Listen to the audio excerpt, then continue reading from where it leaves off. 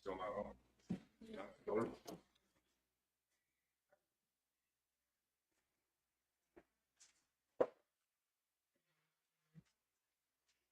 Morning, everyone. We'll start with the flag salute. Pledge allegiance to the flag of the United States of America and to the republic for which it stands, one nation, under God, indivisible, with liberty and justice for all. Heavenly Father, we're just asking you today to watch over this meeting and help us to make good decisions for this county. In Jesus' name, amen. I think I've got a message from Danny that just came in. Let me see what we've got.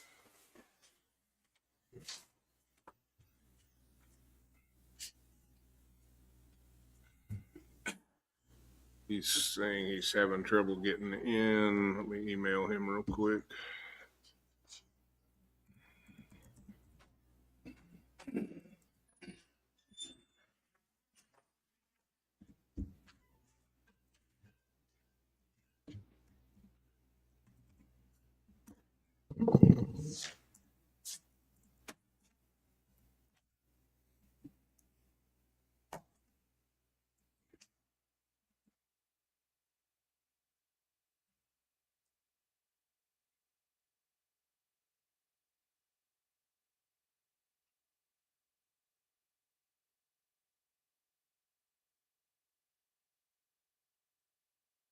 I just responded to Danny's question and copied Chris. Said he's been trying to get in. Didn't know if he needed to download or what. So, I don't know what else we can do at this point.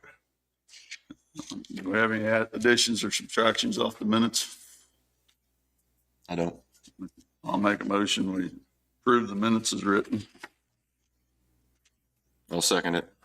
It's been moved and seconded. Any more discussion? All in favor? Aye. All opposed? Motion passes. All right, and then you've got two claims runs there. We did not realize that check on the bridge had to be done in time to get it in the regular pay, so we ran a special just for that one. That's the 180. Okay, there's one for 180,000 for the Hills Bend Bridge, and then the other is for $313,420.18. I believe there's a $112,000 payment for the STARS program. That's in there. Yes, that was the Did second. we ever receive our financial report from them? We did. That's for the second half of Right. this year's. We have not done anything about budgeting for next year or anything else on them. We received another set right after you asked for it. Was that not satisfactory?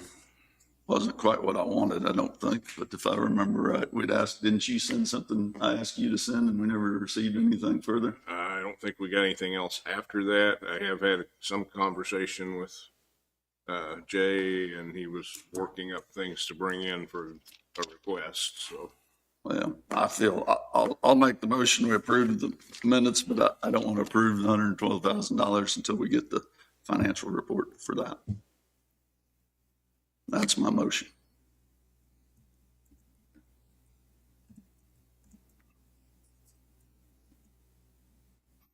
So what didn't you like? What was not? I want a complete copy or everything that the STARS program does. I mean, the whole financial report that they're required to fill out. Okay. I think they should have, being a 501c3, I believe they should have a financial report sent in somewhere, and I don't think we received that. That's what it is, I'm against the program. I don't want to see the financial report for the taxpayers, just the accountability issue. Okay. I do have an email just a week or so ago that was what he was sending, I think, to request money for next year that has a 5-year plan and budget. I just hadn't sent that out yet because he wasn't scheduled to come in yet, but Yeah, I can get that forwarded on to all of you. Okay. Well, that's my motion.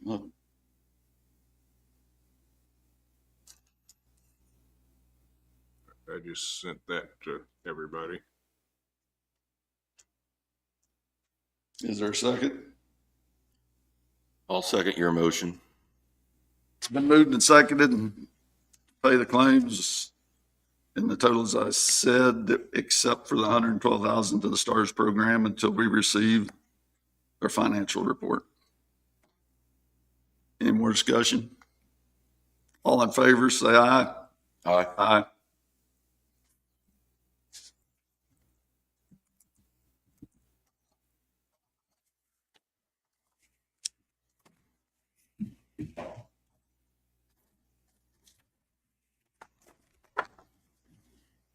Do we have any adds or abates? Now, I've actually got that shut down right now while I'm working on the abstract to get budget stuff ready. Do you have anything else right now? We've got the reports from AMR, fire, and sheriff that I think you have in your. Yeah. AMR want to come up?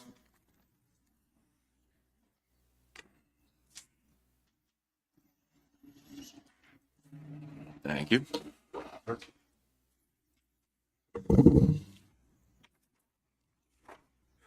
Good morning, Commissioners. Louis Eloy, Operations Supervisor, C-Shift, Linn County. Dawn cannot be here today. She is on PTO. Busy week. This week we ran 33 calls for service with 19 transports, averaging about 4.86 per day. Volume is kind of hitting in all the areas like it normally does. Things are on track. Any questions? I don't have any. I don't either. Thank you. Sheriff's report, total prisoners in 64, one farmed out. Total farmed ins 45, 911 calls 91, total jail contacts 4817, total calls for service 416, total civil service papers served 12, VIN inspection 6, new cases open 12, cases closed 6, vehicle crashes 5, SRO activities 0 for the summer break. Let's see.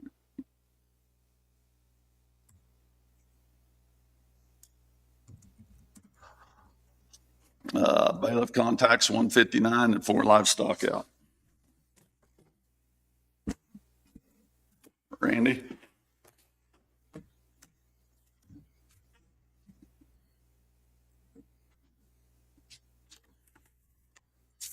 Good morning, Commissioners. Randy Higwell, Linn County Emergency Management and Rural Fire. I sent out the weekly report. We had 10 calls last week, brings our yearly total up to 282. I'd also like permission to hire Ethan Mulvey from Blue Mound for the Blue Mound Station. That'd bring their number up to 10 out of 15 at that station. This be probationary firefighter pending all pre-employment application or testing. And what was his last name? Ethan? Malave, M-A-L-A-V-E.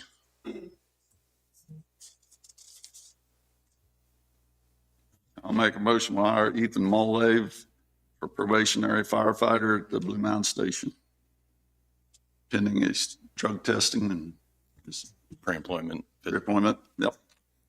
I'll second it. It's been moved and seconded. Any more discussion? All in favor, say aye. Aye. Aye. That's all I have unless you guys have questions. I don't have anything. All right, thank you. Thank you. Did you get the truck? Yes, they have the contract. They're supposed to be sent, then the check that should be, they'll send me to sign. Okay. Thank you. Yeah, and that down payment was part of the bills that were approved. Yeah, that's 7,500. Yeah. Okay. Sean?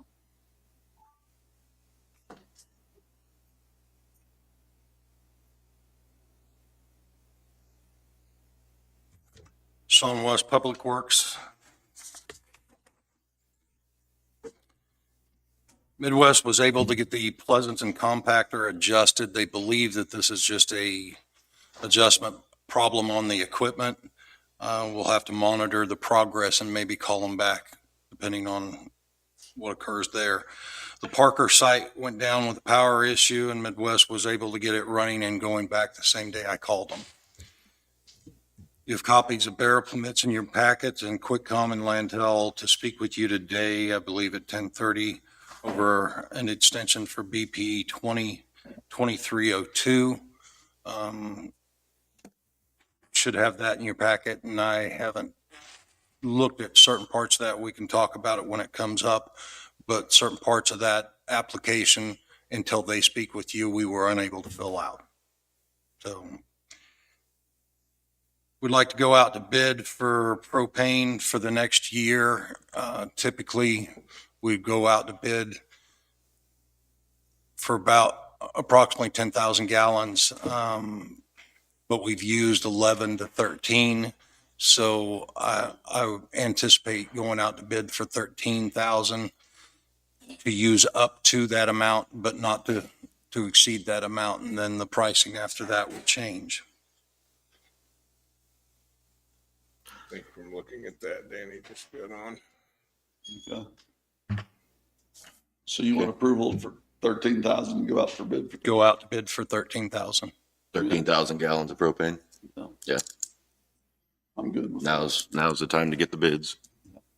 Do we need a motion for that, or? For going out to bid on propane. Okay. Yeah, that's fine. You should have culvert bids. We need to go out for them. You can see the attached list so far this year. To date, we've installed 65 culverts. Anticipate more with the storm damage and the need to go ahead and get those bids out and look at getting those culverts in place to get the call-ins and get that work done. I'm good with that. I am too. Bettis was contacted and advised of the change to the Wall Street project and will let us know the timeline prior to getting started on the project. Okay. Will they do the patching first, just when they get here, and then do it? Is that their? They'll do patching and cracking leveling and repairs and things. They do the patching first, just when they get here, and then do it? Is it Whether they have a patch crew that they send out and so they just do it all the time. Okay. Cost summaries were sent out to you. Service reports, request reports.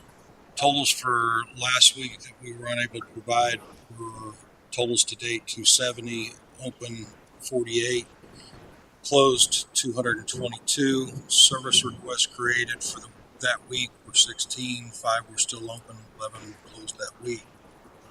As of 6/14/24, from 4/27/24 to current, we've worked on 51% of the roadways. This week's totals are 295 requests year to date, 66 open, 229 closed. Service requests were created for last week, 24, 18 still open, 6 closed. Again, the updated total for roads is 55%. North Shop Foreman reports general road maintenance and sent you a mowing map. They were focused on getting mowing ahead of the noxious weed spraying program taking place in that area. South Shop had several equipment issues this week and have been working to continue to maintain roads. Centerville Grader went down on 6/17 to replace tires and get the AC fixed, but that has yet to be resolved. They're still trying to work out that issue with the AC. Blue Mountain Grader was in the shop on 6/19 and 6/20, replaced tires and fix AC, and it's now up and running. They're trying to work through the greater districts, fix washouts from the rain and try to fill potholes. All of the operators are doing a baseline ditching to keep upcoming rains from being a major issue. And the foreman has one calls out to replace culverts that they're going to continue to be doing for next week. I'd also like to add in that district, the final seasonal mower and the mechanic have started this morning.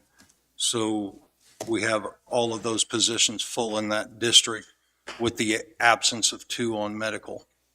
So we're running all of our mowers now. We will be. We will be, except the one that we still have pulled in half. So he's working on pulling the rear end to check for metal shavings in the rear end, and to get that completed. I was told it could be completed this week. I'm just going to have to get an update. I just don't know late last week where he was at.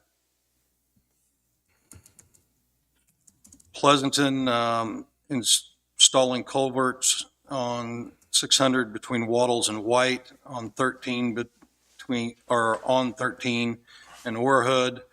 Cleaned out ditches on 700 Road and Vernon, and recovering rock. They also have their final part-time mower starting this morning. Transfer station, Randy Purdue from Call Valley Engineering should be here at noon to speak with the commissioners about the solid waste tipping floor project. This was originally slated to be Chad from Call Valley on the 900 project, but that discussion was canceled due to the road decision to keep that roadway closed. Wi-Fi is in the cabins, and we'll be working with Chris to test TVs and work out the operational issues there, such as training employees on how to reset those devices when customers leave, and any waivers needed for the customers or letters of understanding when they sign in about those services. Noxious weeds Wednesday morning. They got to the airport, mowed and sprayed. Everything went really well, and it looks great for now. Because of a resident report about thistle given to Johnny by Jessica, and now that it finally got mowed, they sprayed broadleaf on the following: 1,000 from Tucker to State Line, both sides, 1,100 from Pleasanton city limits to 7 Highway, both sides, Tucker from 1,100 to 52, both sides. As far as the truck will reach, need to return after mowing or mowed to the fences and finish UTV spraying in that area, as it has a 30-foot wide path in that area. They weren't able to reach, I believe. We received a recent order of additional road spray chemicals, order for additional bare ground chemicals for Johnson grass and spot spraying on Wednesday afternoon. Expect delivery next week as well on that. For maintenance, the senior center, the doors being ordered, touch-up paints finished, baseboards going on around the flooring, and I'll be reaching out to the seniors to develop a plan to bring over the items from the old building that we stored in the garage at the sheriff's department. But I'm going to first have to work with them to determine which items will go to the new building and which items we will have surplus.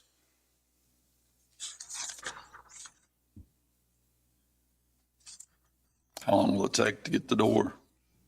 I'll have to check back with Randy. He was sourcing that somewhere in the 4-state region, but I can't answer as to what the shipping date on that'll be. And then in addition to the agenda was, I need 5 minutes for non-elected personnel.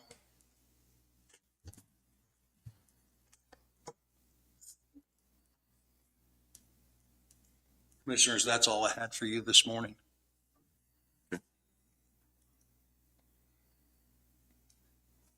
Okay. I'll take care of the non-elected personnel now, or Sure. It's fine with me. I'll make a motion to go into executive session for 5 minutes with Sean for non-elected personnel. coming back at 9:26. I'll second that motion. Been moved and seconded. All in favor, say aye. Aye. Aye.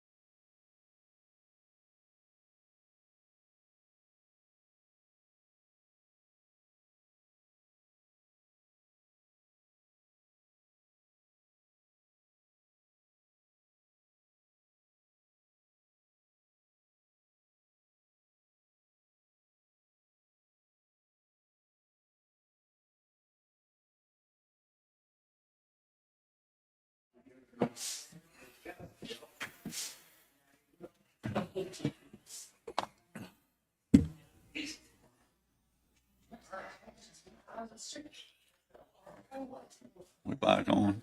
Yeah. There's no action from executive session.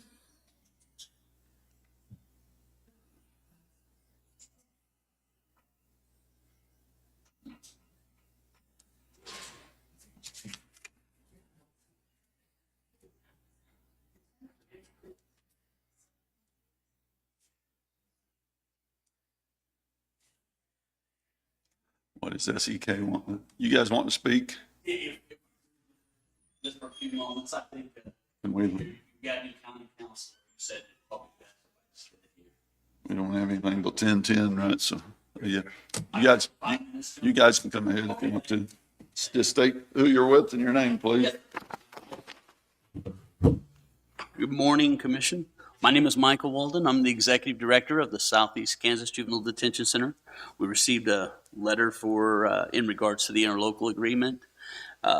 Just wanted to encourage the Commission to send a representative from your county to our board meeting. We have one in July 23rd at 6 p.m. It's at the JDC there in Girard.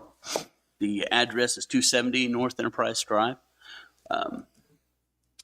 Really was hoping after I spoke last year that we'd have a little more interaction, but I haven't had a representative come to the facility or tour the facility. I think that'd be really important. I know you guys put mill levies in place for the funding of the facility when it was founded and things of that nature. You know, we work for you guys. I mean, we're part of Linn County. I know the facility is not in Linn County, but we're just a part of you guys as we are Crawford or any other county. And I would encourage, if you want your voice to be heard, to be there. I'll pass on any message that you have, but I think it's important for your concerns to be heard from your representative. And I just encourage you, if you guys can do that, that would be great. We are in the middle of talking to the state and converting some of our beds, hopefully, into a secure care facility, which would be an alternative to detention. So it would be beneficial for all of our counties and our interlocal, especially with the restrictions on juveniles and putting them in detention. By doing so, it would increase the opportunities for kids to come to Girard by doing that. Anyway, I sent that information, and those were in the minutes from our last meeting in April. Anyway, just encourage you guys to come down to our facility and just be present. Your input and your concerns especially would be good for the board to hear. We function as our own entity, so it'd be really important, and I just impress that upon you. I do appreciate you guys allowing me to speak today, so thank you so much for that. Thank you. Yes, sir. Thank you.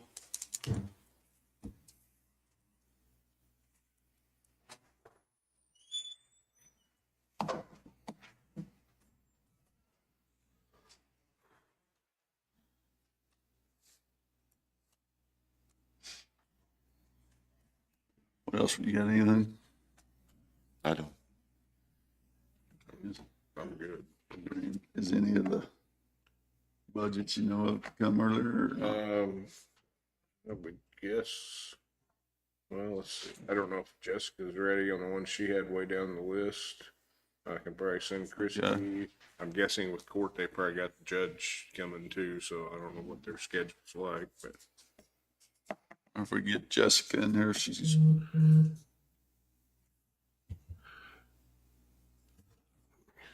That is.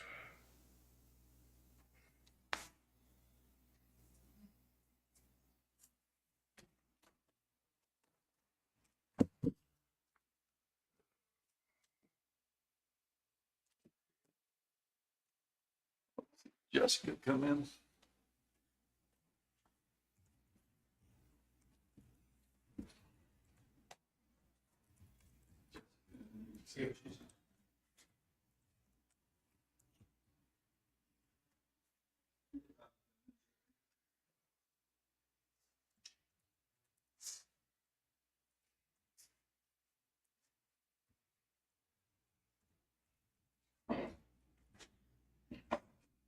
Good morning, Commissioners. Ready for my budget?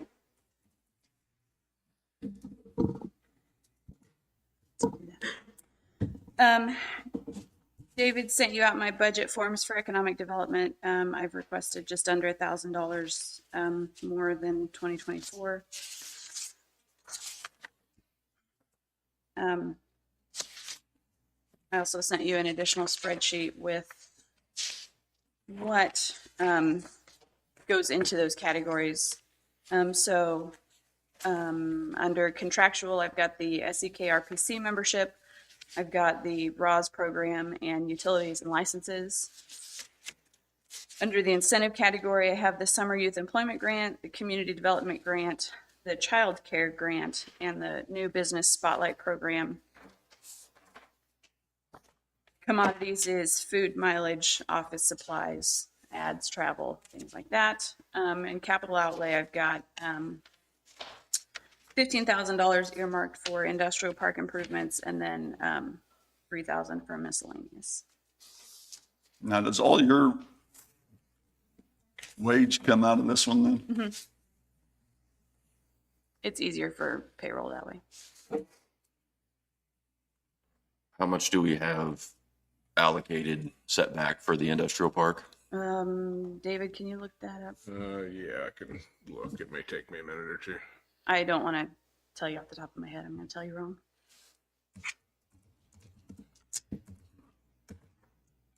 And typically what we do is carry over that industrial park improvement to that that fund. That line item? Yeah. At what point are we going to start building out the industrial park? We We can do have that. acreage there. We do. We can do that whenever you guys are ready to go. I mean, we've talked about it several times. So in contingency, we've just got 25,000, but I think we put some in equipment reserve or somewhere else. Yes. So let me find that one.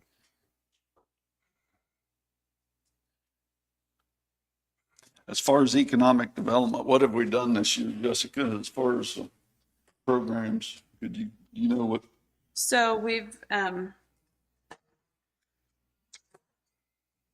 the Summer Youth Employment Grant have all been awarded. That funding doesn't pay out till September.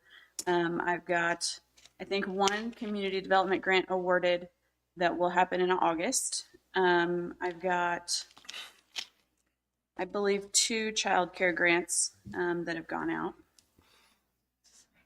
How much money are we talking there in all these grants as far as what we've done with economic development? The incentive line is 14,600. Is that what you mean? But that's all we've actually, through economic development, that's the grants that we've applied for and gotten, I guess. No, those are the ones that pay out. Right, but that's all that we've gotten to pay out, I guess, for the year. That's my question. So we've got the 12,000 for this year. We've got the 12,000 for the Summer Youth Employment Grant, and that depending on the hours that they turn in, the businesses that may come in a little under. We award for community development grants. I've awarded one so far, so that's 250. And then the 2 child care grants that we've awarded so far are 500. I've budgeted for this year 14,000. So what other grants have you got? You've had the housing program That was last year. last year was when that was. So we don't Yeah. have that going We don't forward. have any new ones this year. So We just have the Coming in. renovate part of that going on. So yes, so the housing mini grants, we've got the 10,000 still. We've awarded one of those. Those are still ongoing, but that doesn't come out of this fund. Okay. What other things have you done with economic development? Youth entrepreneurship? We did the Youth Entrepreneurship Challenge in March. We do that every March with the Economic Development Committee. All of the schools participate in that one. We offer e-community loans through Network Kansas with the Economic Development Committee. How many loans have you given out One so far this this year. year? But you have you looked at other loans, or is it just the one loan? We've got one more that's turned in that we're in process with. Mhm.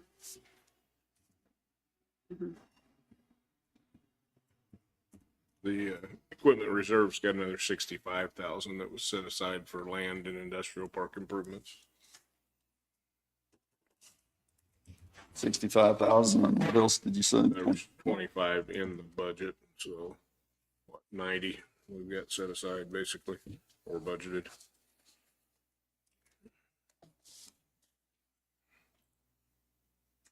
For the Pleasant, or just industrial park? or Industrial just- park improvements, yep. Yeah, it's not tied directly to a certain park or anything.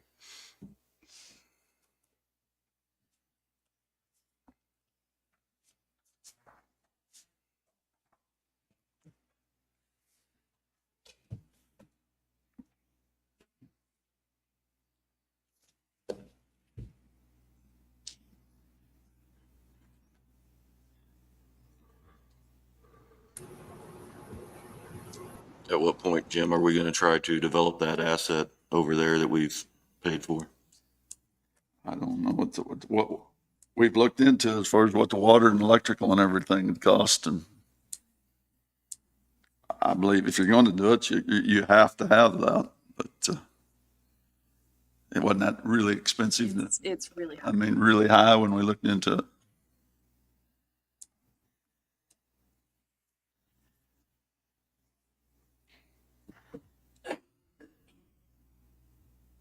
Do you remember the figure? I don't remember the figure, and it's been several years, so Mhm. I'm sure it's changed, even if I did.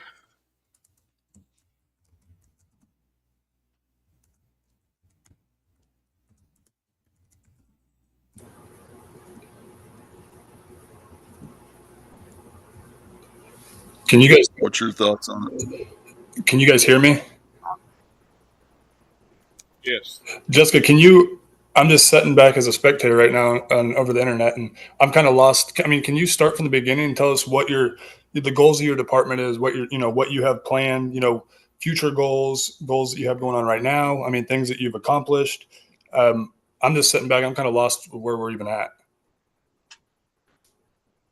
So goals for the department are to help support businesses in the county. We have, the majority of our businesses are small business owners and entrepreneurs. So our programs are geared toward helping those businesses either get started or continue to grow whatever they need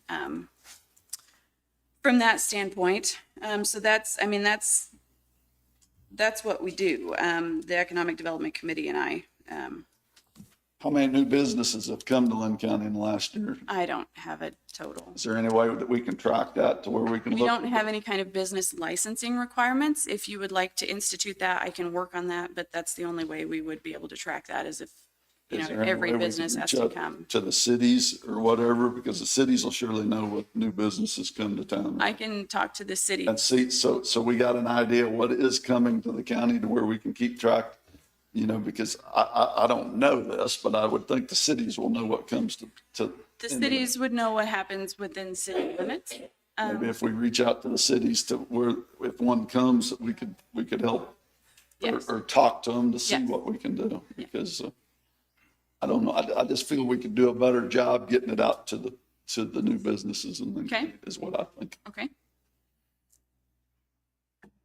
Danny, you have anything else? If a new business comes to the county, do we reach out to them and explain what we can do for them? I mean, do we explain our grants? I mean, how do we get that word out about those grants and not have the same people applying for them each year? So I've been attending the chamber meetings lately more frequently so that I'm, more available to people. I've tried to go visit businesses when I see that there's a need, or if someone reaches out to me, I'll go visit them. So yes, I'm trying to be more visible.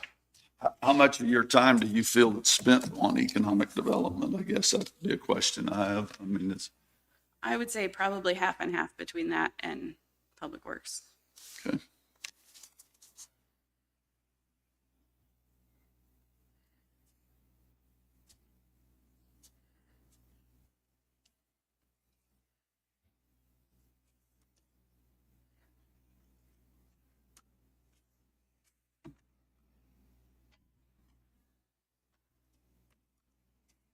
Danny, how do you feel about building out the Pleasanton Industrial Park? I mean, yeah, I mean, any opportunity I'm all about. I didn't know that we were supposed to be thinking about that type of stuff. That's what budget's here for, is to figure those things out. So that's good to hear. I know we've had I think opportunity what- come our way a few times, and um, don't hear much more about it after that. Correct me if I'm wrong, Jason. What I think Jason's saying as far as getting it utility ready. That is what I'm saying. Thank you, Jim. Yeah, I mean, I'm Trying to make it more enticing, ready, more shovel ready for prospective businesses to come to Linn County.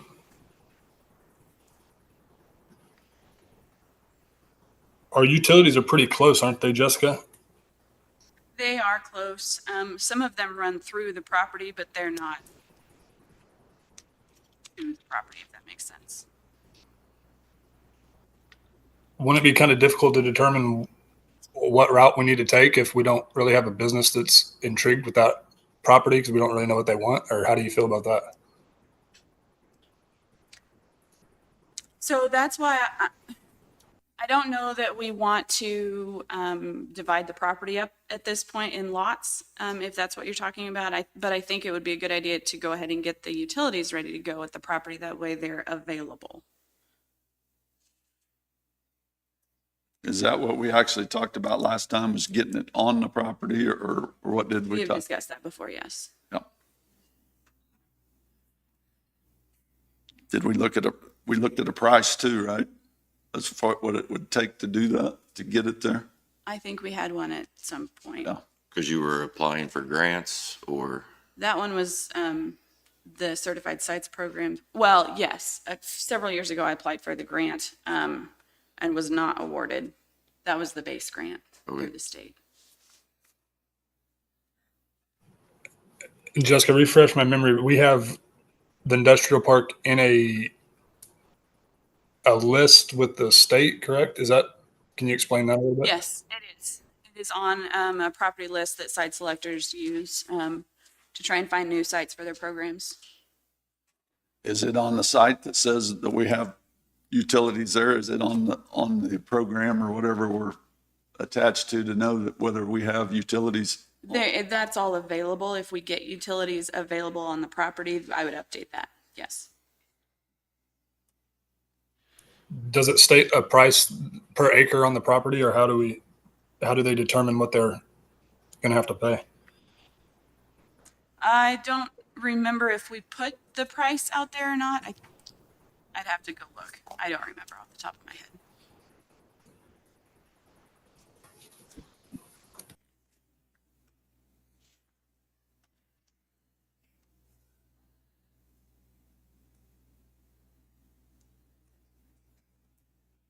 Well, what do you guys think if we look to see exactly just to get it to the property, as far as utilities to the property, not the whole property, but to have it, whether it's crossing the highway or whatever it is to get it there? At least we'd know what it was to get it to the ground. I would be in favor And of then- that. Yeah. I'm not talking about taking it to every site or Well, that's kinda- dividing the land or anything along those lines, but I think we need to be making progress over there with our asset that we have. I mean, We can see what it costs to get it there, I guess. I mean, I don't have a problem with that. Perfect. Jessica, I could be wrong, but when Mine Creek, I can't remember the name of the grain place over there, Dan Hecky. Yeah. Now, if we were talking about the land across the street from Fabcon, that's already got utilities on it, right? I mean, to it, because then we had to go back across the road and go through the woods, correct? There are utilities there in the area. I don't think they're on that property at this point. I don't think they're accessible to that property. I think I believe that there's a water line and an electric line that run through it. I don't believe that property, that large property, is served at this point. So that would be what the information we would be looking for.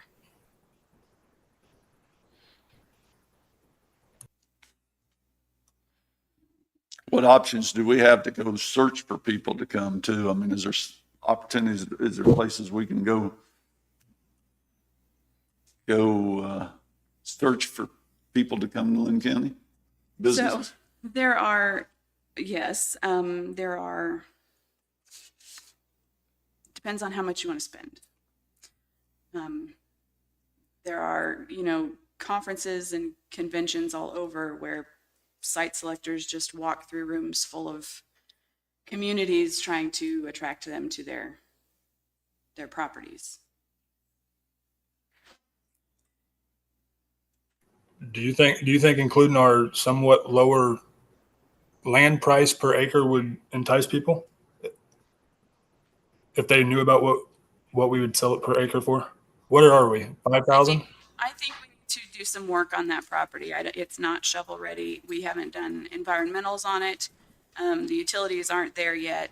I think we need to get this site ready before we can attract anyone. I think there's too many unknowns on that property.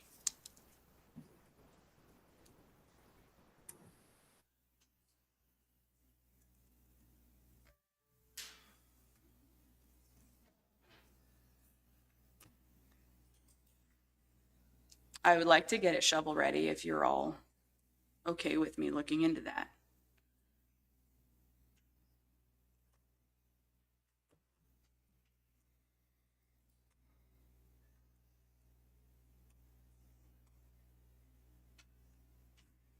How far do you want to go with shovel ready though? I mean, are we going to plot it out or how are we doing it? I wouldn't plot it out until we have a business that knows what they need, because we may have someone come in that wants the whole property.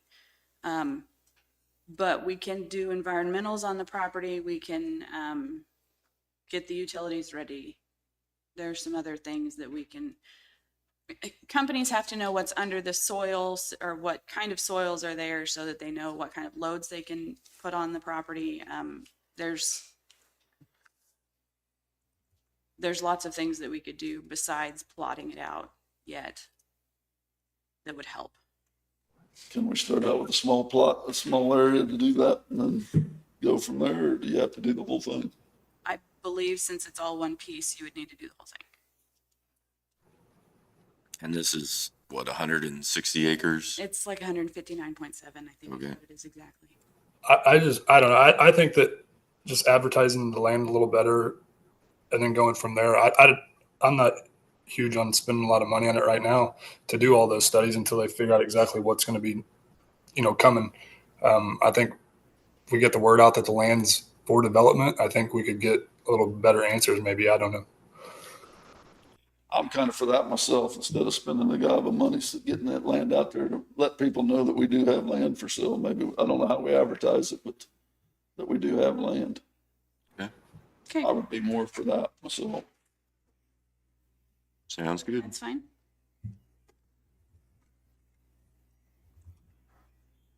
I don't know how we go about that, but if we could reach out that we have it for sale.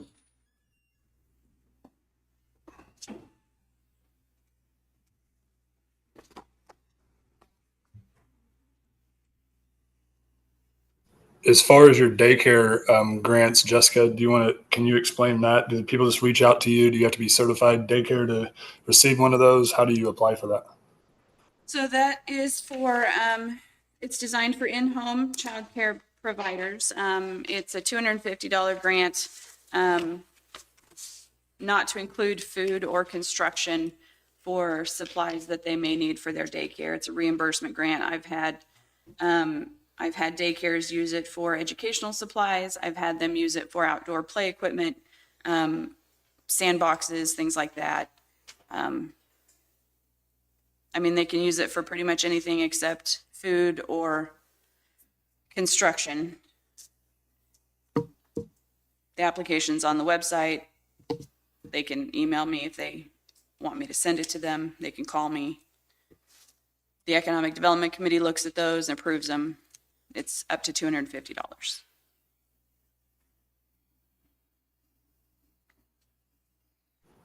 How often does your Economic Development Committee meet? Do you have all your seats filled? All my my seats are filled, we meet once a month.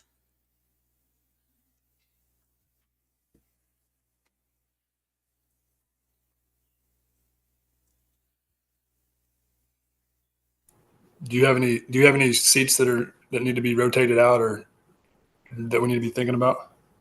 Mine go in January, Okay. so not right now. Okay. How many will you have in January? We'll have 3, 3 come up one It'll from be- each district. That'll be coming off. or coming off or re-up? It'll be, well, they're all eligible for reappointment. Yeah, they're not out of time. They're not. No, I don't have timed any out. that are out of time. Okay.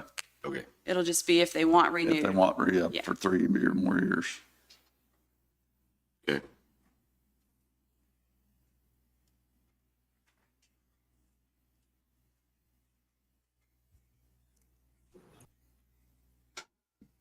Do you have any big plans for this coming year, goals, anything that you want to accomplish in the county? Well, if we're going to work on the industrial park, that would be the big one. Okay.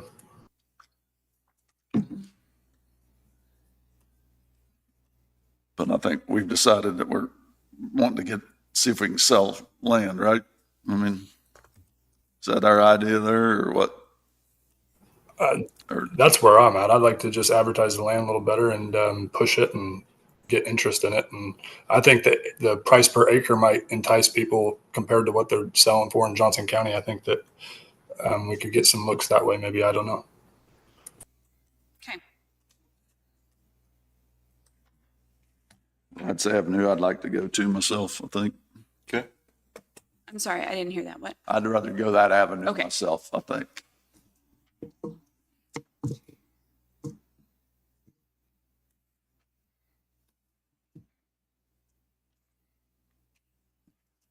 You guys have any more questions? I don't. I don't think I do. So you need the motion to tentatively approve your budget?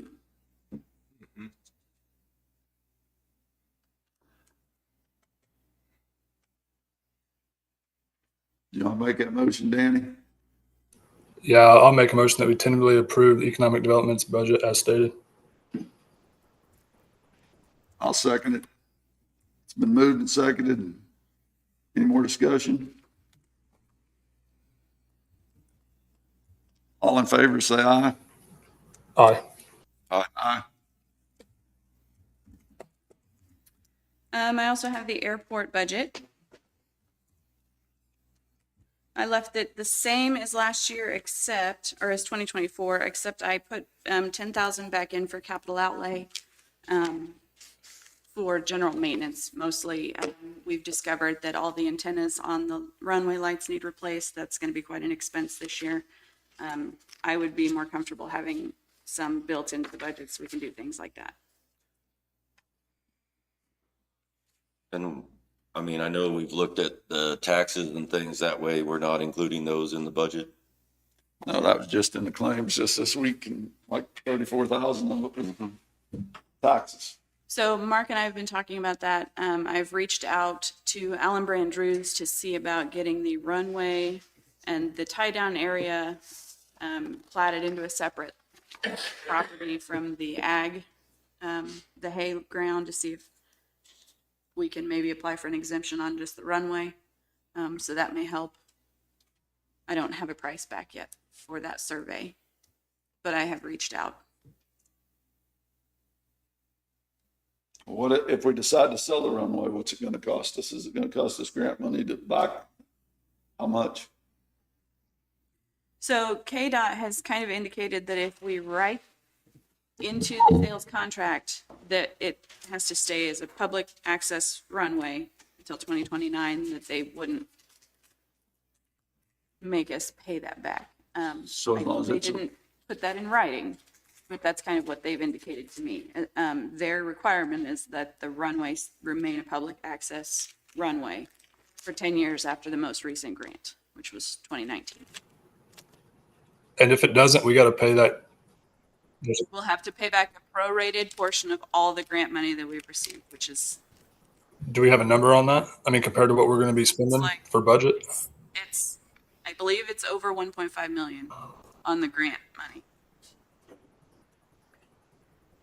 And we'd have to pay a prorated. a prorated portion of that. And that's for every grant ever accepted? For the airport. Yes.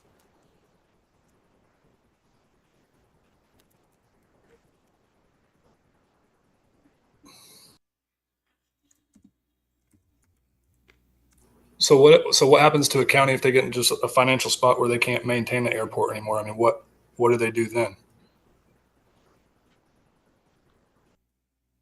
The runway would have to remain public access. I don't know anything other than that.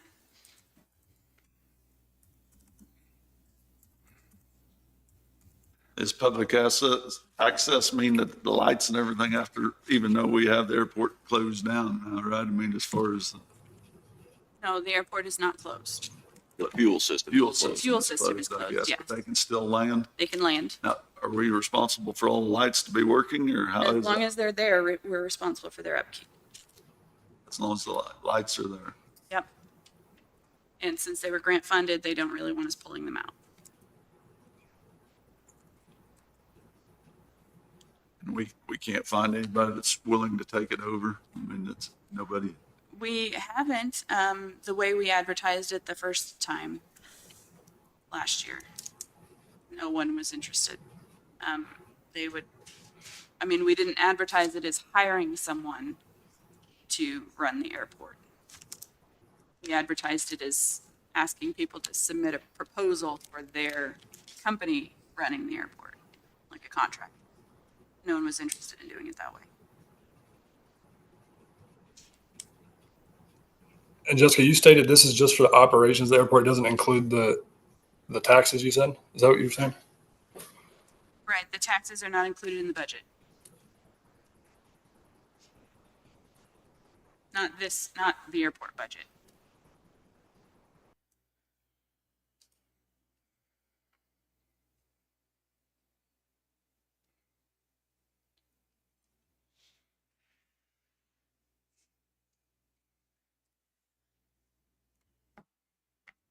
What does your airport committee think about going out to try to hire somebody to run the airport? Is that the next step? Thought that would be a good idea. Okay. But that would have obviously changed our budget outlook. Yes, we would have to add salary in here. They would probably want to refill the fuel tank and get that pump fixed.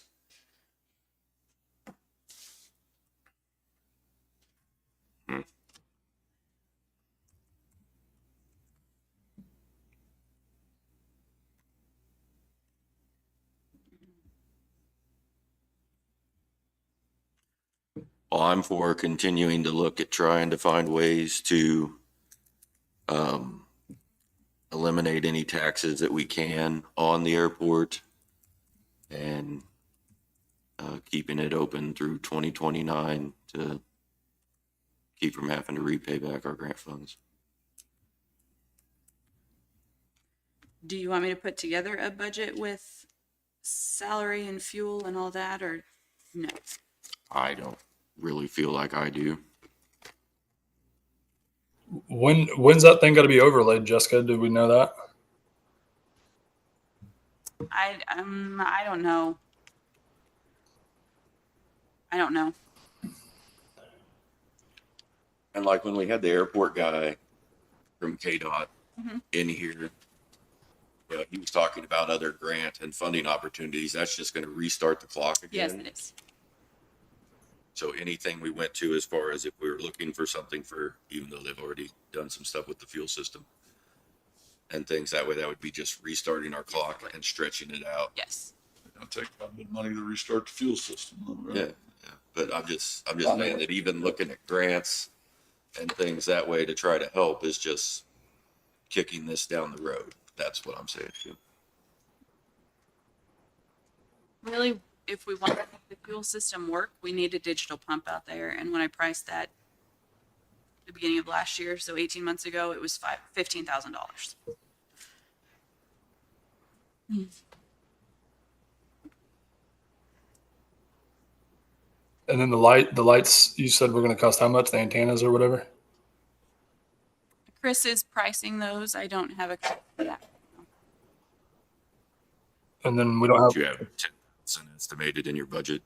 For next year, we didn't build any capital outlay for this year.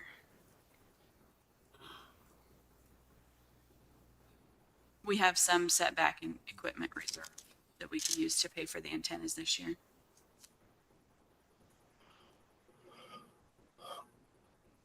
Okay.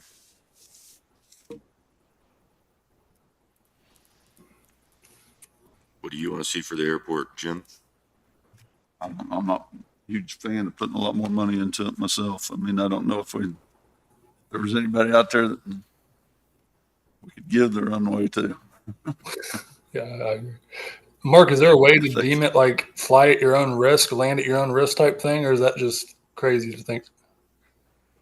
What's that? Is it can we think about, I mean, is there a way to deem it fly at your own risk or land at your own risk? Or, I mean, Mark, I guess that's a question for Mark. That would probably violate the terms of the grant to put that in there that way. It needs to be available to the public. It doesn't need to be just covered in snow, ice, and not maintained. I mean, there was conditions attached to a couple $1 million from the state, and Right. And that's where It's- we don't know when it has to be overlaid. I'm sure there's rules on that. And I just, the what rules? For overlaying the runway. Oh, I don't know. That would be in the grant, whatever that language is there. But when you put a runway up there and list it with the FAA and the state as a public runway, you're expected to maintain it. If you didn't want to maintain it, you would have made it a private one. So we just have to keep maintaining it or give it to somebody else. Yes.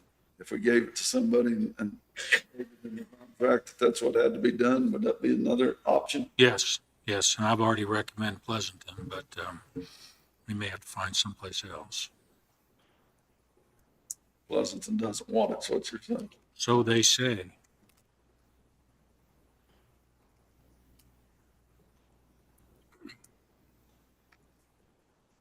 Jessica mentioned earlier, we have some money in equipment reserve. Airport, we do have 70,000 in equipment reserve that's been there for a couple of years at this point. 20,000 of that was put in there with the idea for a fuel system. So if it's something we wanted to get into at some point, there is money set back for it.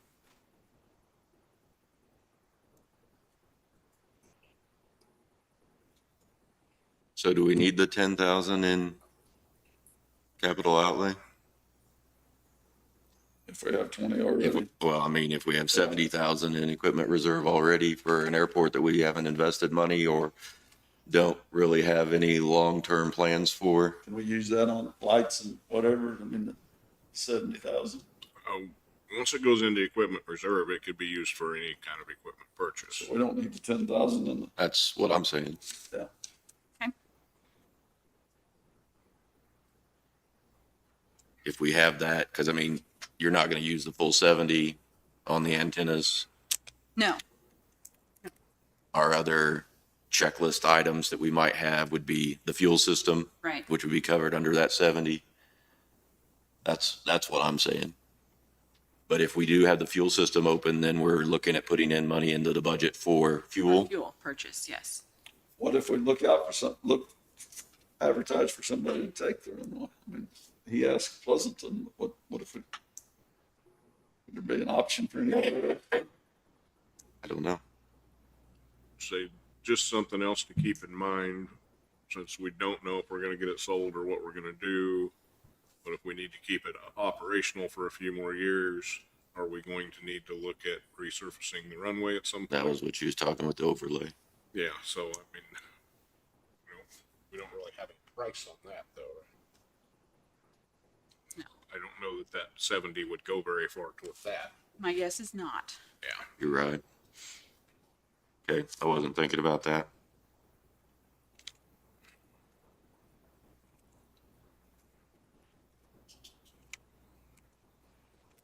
Who determines when we have to overlay it? I can find out if, I'm sure there's guidance with KDOT. I can find out. When I did my research, on all this, when I first brought it up, I went back to meeting minutes that was sent over to me, and Vicky Leonard actually looked into this pretty, in depth. And for some reason, I have every 8 years it needed to be overlaid, but I'm not certain of that. But I know that was stated in the meeting minutes at a meeting in Prescott. So Okay.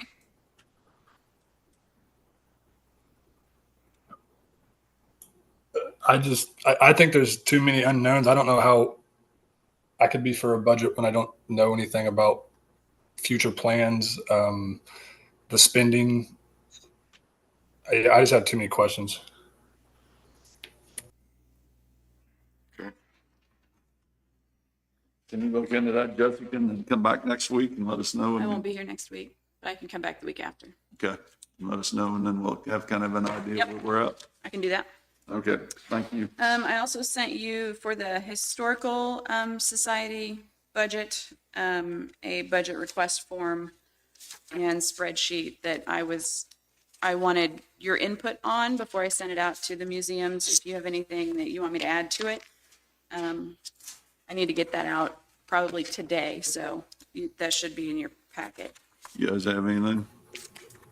Jessica, can you just state how we've done it in the past and what we're trying to accomplish here so people will know? So, in the past, there have been 5 museums that you've given $8,000 a year to for a total of 40. This year, we've created a subcommittee of economic development to take budget requests from each museum to try and determine how they're spending that funding and how much they would need, because we are getting feedback from them that it's not enough. So, I didn't have any issues with what you sent to us. I'm okay with it. okay. I will get that sent out today then, and economic development meets the second Tuesday of July, because I'm gone next week, and then I'll bring it the following Monday, bringing back their recommendations. Okay. Okay? Thank you. We'll open it up to public comment.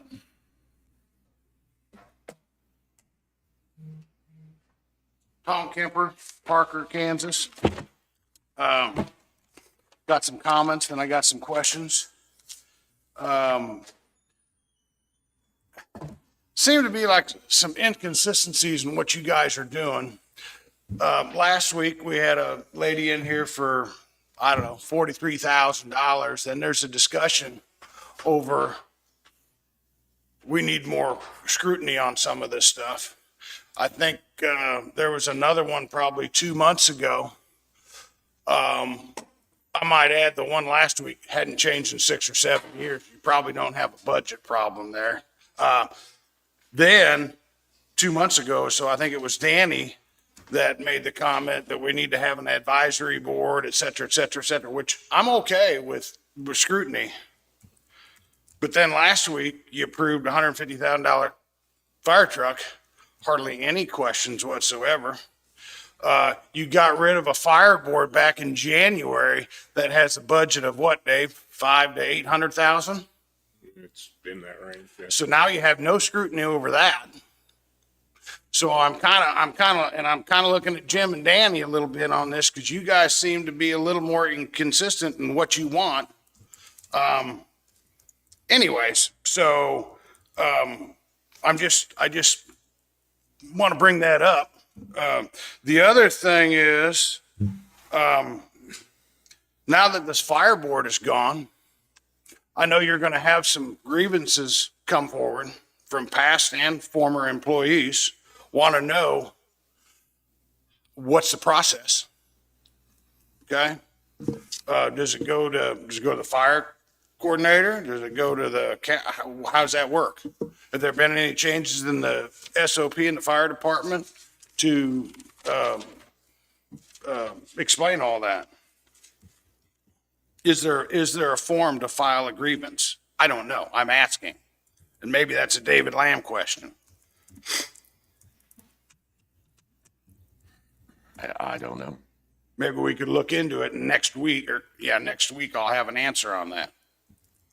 Okay? Jason last week asked for a presentation on ISO. Didn't get mentioned today. I'm just curious when that's going to happen. I'll want to, can I be notified or asked to be notified, or is this going to be something public, private? I'd like to be there for that meeting. I've also asked David Lamb for a copy of the last ISO scoring card, and I haven't received that yet either. I know he's been looking for it. But I still don't have it. And that way we can compare where we're at today versus where we at when we got our 510 score back in 2017. Because we are due for a rescore any day. That's all I have for right now. Thank you. My intentions as far as the ISO deal was that we would be having that conversation with Randy here at the podium in front of all of us. I didn't think of asking him at the time when he was up there. Did you? No, I didn't. I guess we can ask him next week. If that's something that is scheduled for that item, it would be published on our website with the agenda at the time that it's going to happen. I guess we can reach out to him and see if he has it. Can you do that? Grievance process works by next week. So we will give you a week to find out, David, or I don't, do we want to get into that in here right now? yeah, well, that's it. Two personnel and stuff like that. We don't want to get in trouble. I mean, just in general, we have a grievance procedure in our handbook, and I do have a form. Okay. So you have to go through you then. Yeah. Okay. Yes. Yeah.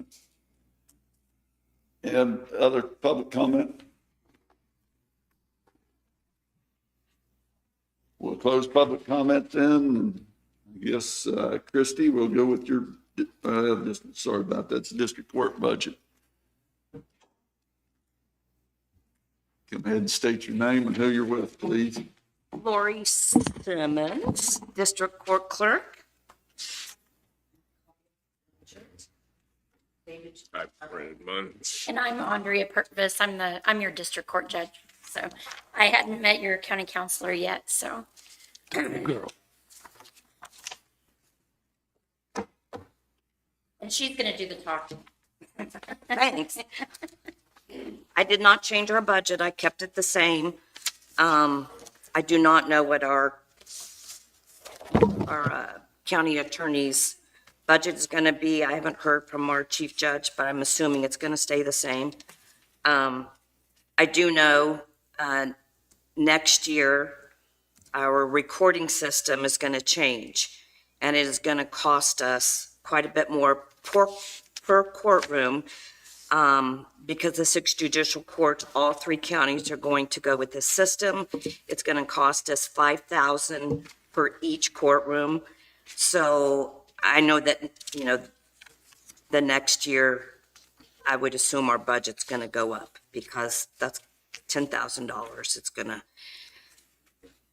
I would just assume to count on, that happening for next year. You have an extra 10,000 in for recording. I kind of moved things around. Right. To put that in there for next year, and to be very frugal with spending and stuff, but I kept everything Like just you the kept your same. postage and everything else the same. I kinda You have did, enough yeah. to cover all that? Well, I'm hoping, I'm just, with the county, attorney's, fees staying the same and, if I have any left over to try to carry over anything to maybe help with the recording system, but, and then, we wanted to talk about our courtroom A. We have a lot of complaints from attorneys with the sound system, not hearing. So And that's what She Judge wanted me to Purvis talk wanted to you to talk about that. about. We have a lot of complaints. So this is actually a facility building issue. When the building was made, there was no, I don't believe that there, and you can correct me if I'm wrong, because you know better than I do, but I don't think anybody did any kind of test on the acoustics in the courtrooms or the jury room. And what we've run into is that you cannot hear in my courtroom, the big courtroom. And I think there's also some of that problem in the small courtroom as well. It's very echoey. If people who do not have hearing problems cannot hear behind, so like there's the area where the attorneys sit with their clients, but then there's the gallery or the galley where the spectators sit. And I've heard from people that on the other side of that wall from the court, from the judge, you can't hear anything. And I know some people here I know Barb has been in the courtroom. And so if you have questions about what she can or can't hear, it's very difficult to hear. And if anybody has a hearing problem, that becomes an issue. Now, we do have hearing devices, but it is an issue every day. And so there's no acoustical panels, it echoes. And then what we discovered when I had my first jury trial is that you can hear what the jury's saying, and the jury can hear what we're saying when they're in the jury room. And so we ended up having to basically clear the courtroom. Anytime the jury, like during deliberations, we had to completely clear not only the courtroom, and it's on both sides, both courtrooms can hear what's happening in the jury room. But so we had to make everybody leave that area altogether and go out, either out in the lobby or outside while we waited for the jury to deliberate. And that's a problem. And what that means also is when I want to send the jury to the jury room so that the attorneys can have discussions in the courtroom away from the jury, we can't let them sit in the jury room because they can hear what's happening in the courtroom, which means we have to basically send them out, which takes longer to get them back. So we have to basically send them out of the court area, out into the lobby area or outside. So How would we start taking care of that? we did get a quote from a company. We talked to the company that worked with one of the other courthouses that was redone. Which one was Yeah, it? there were several that they did Chanute? actually. Was Chanute one of them, maybe? I don't know. But we talked to the company that worked with, it's the same architect, same people. And to get the testing done that you need to get done before you can go with get a quote from the company to order what needs to go in and install it. This company only does the testing. And we did get a bid from them, and it's $4,500 And that was for both courtrooms and the and the jury room. jury room. Is there any kind of warranty on, I mean, being a brand new courtroom, why is, I don't know why it wasn't done to begin why was with. it not done to begin with? Good question. We So reach out there? Or maybe- we went through a remodel and a build out in Dickinson County, same architects. And the court, like we had a team of people that got together and met with the architects every time. And there was one representative from each area. So the court had a representative, the county attorney's office had a representative. There were representatives and I'm guessing, I don't know how you did it here, but if there wasn't anybody in those meetings, anybody else wouldn't have known to bring this up as an issue. The architects wouldn't have known to bring it up. Well, you'd think so, right? You'd think so. That's You'd what think I so. say. Why would we build a courtroom when it's not soundproof? That was, I'd have to say, an oversight on missing that. Well, there's probably standards, right? I mean, there's He's zooming. far away, but there should be standards per every courtroom. I mean, correct?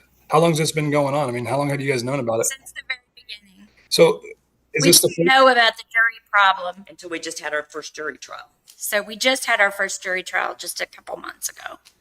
so So that's when that came up. But we knew about the problems with the sound. And I'd mentioned it to I'd mentioned it to maintenance and to Chris Martin. Chris Martin knew.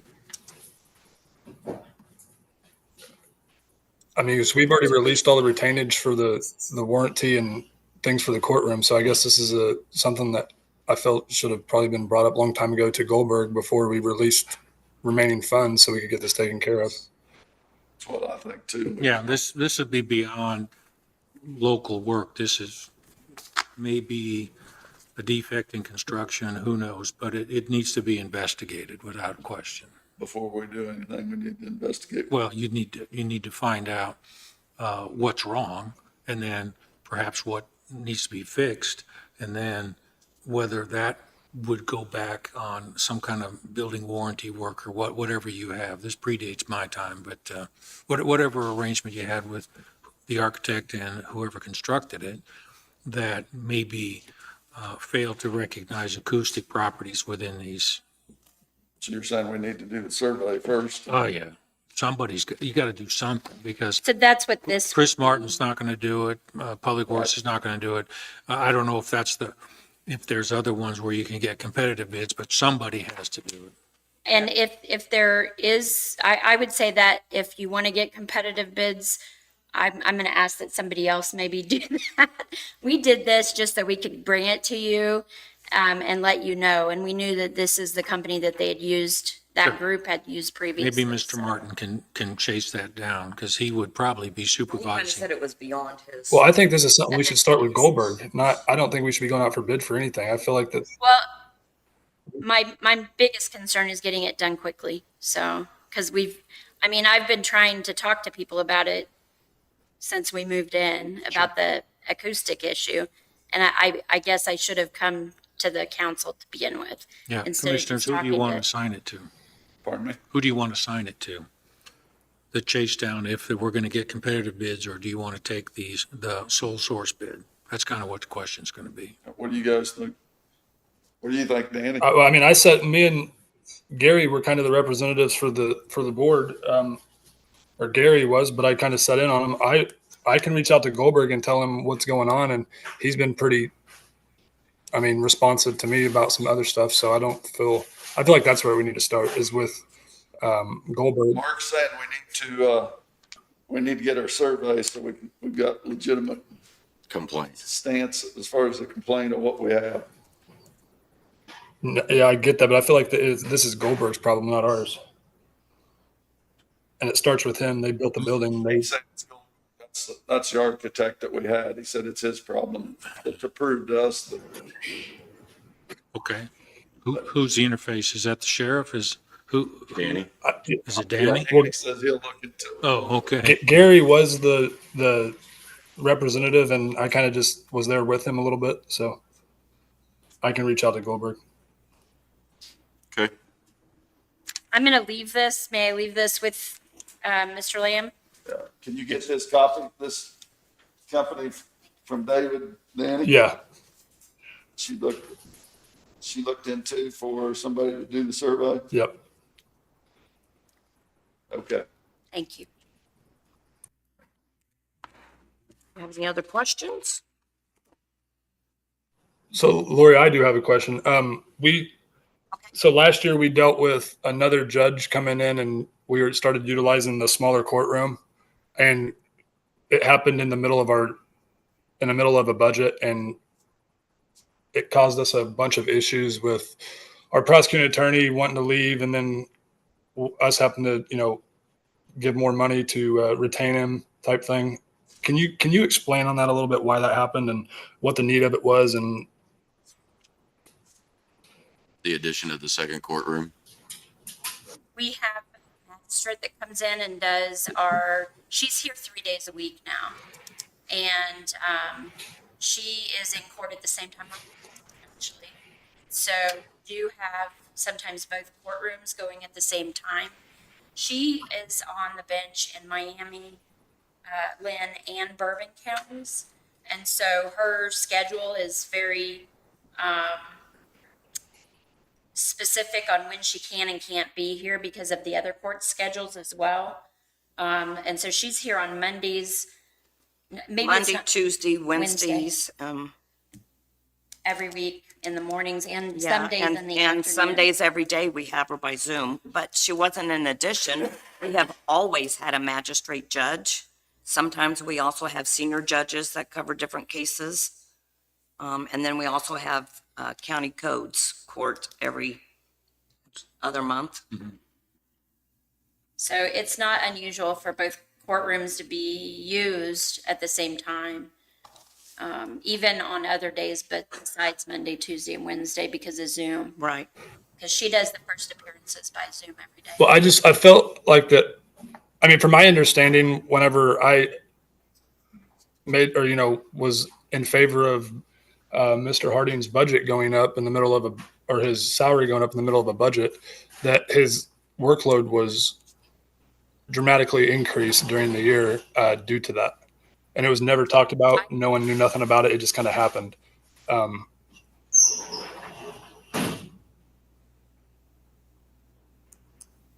don't know the answer to that question other than we do have both attorneys in the courtrooms on at least several days a week.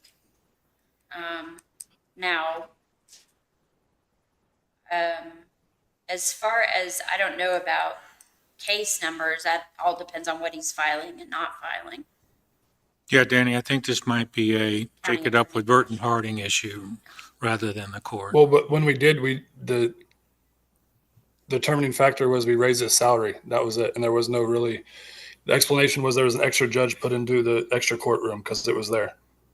That's what we were sold on. Jim, do you recall that? I remember that. I remember when we raised his salary and then he asked for the part-time attorney also. We do have two courtrooms going Right. often, every day. I mean, but So I can't. whether answer to you his- have somebody that is an attorney on the payroll or you pay somebody to come in and cover, you're going to be paying someone. No, I understand that, but some way, somehow his workload increased times 4 and the county had to pay for it. Does this? I don't recall that particular number, but Well, I don't know what the numbers. I'm probably being a little bit dramatic here, but and I had met with you about it, and we talked to Burton, and it was a pretty big deal. So I'm just trying to figure out why it happened. I think one of the things we discussed is the fact that he was planning on leaving and you were having trouble as a county finding someone that even wanted to come here. I think that was the bigger part of it is that you weren't, I mean, he ended up staying because I don't think that anyone was able to be identified as being willing to come and replace him in the middle of his term. That's correct. The party, I don't think, if I remember from the newspaper articles, the party wasn't able to find anyone. That's correct. And money has something, like it or not, money has something to do with that, with the shortage of attorneys. And it's not just in Kansas, it's everywhere. Yeah, I guess. Unfortunately, rural areas with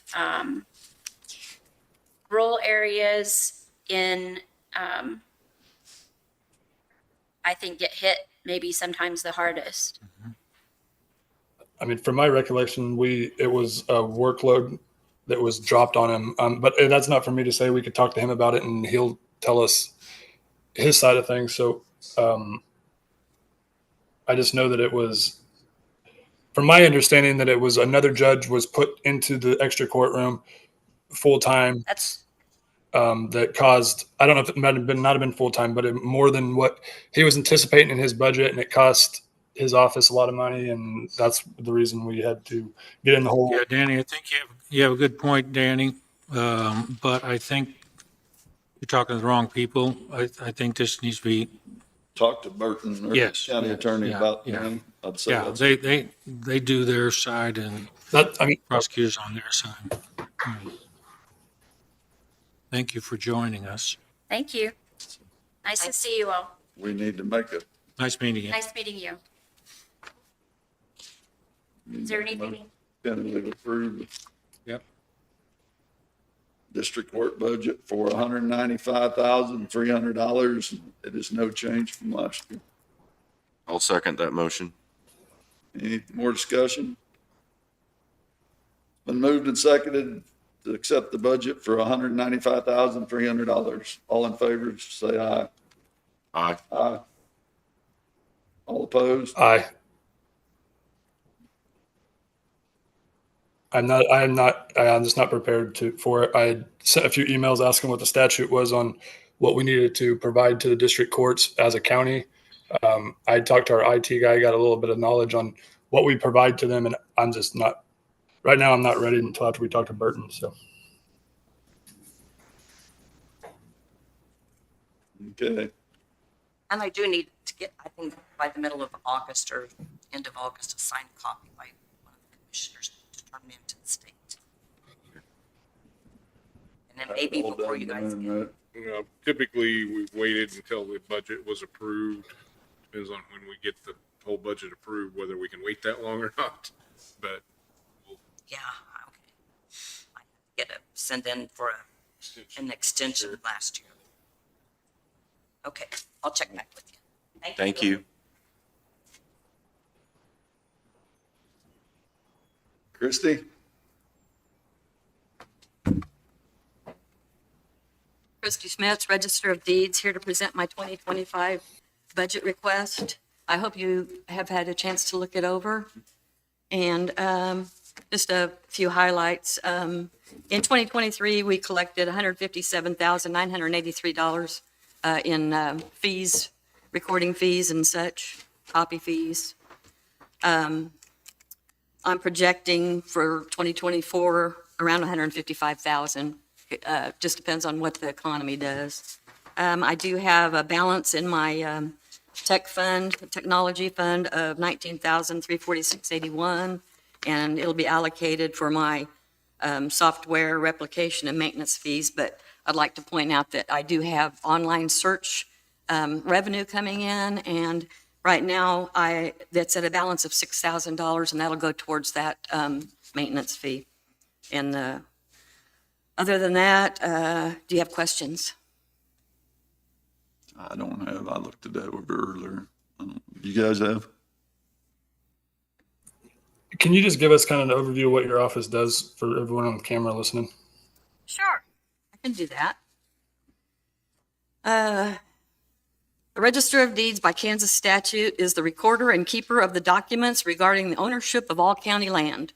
All information begins with us, then shared with other county offices to use as the basis for the duties and responsibilities in the respective departments.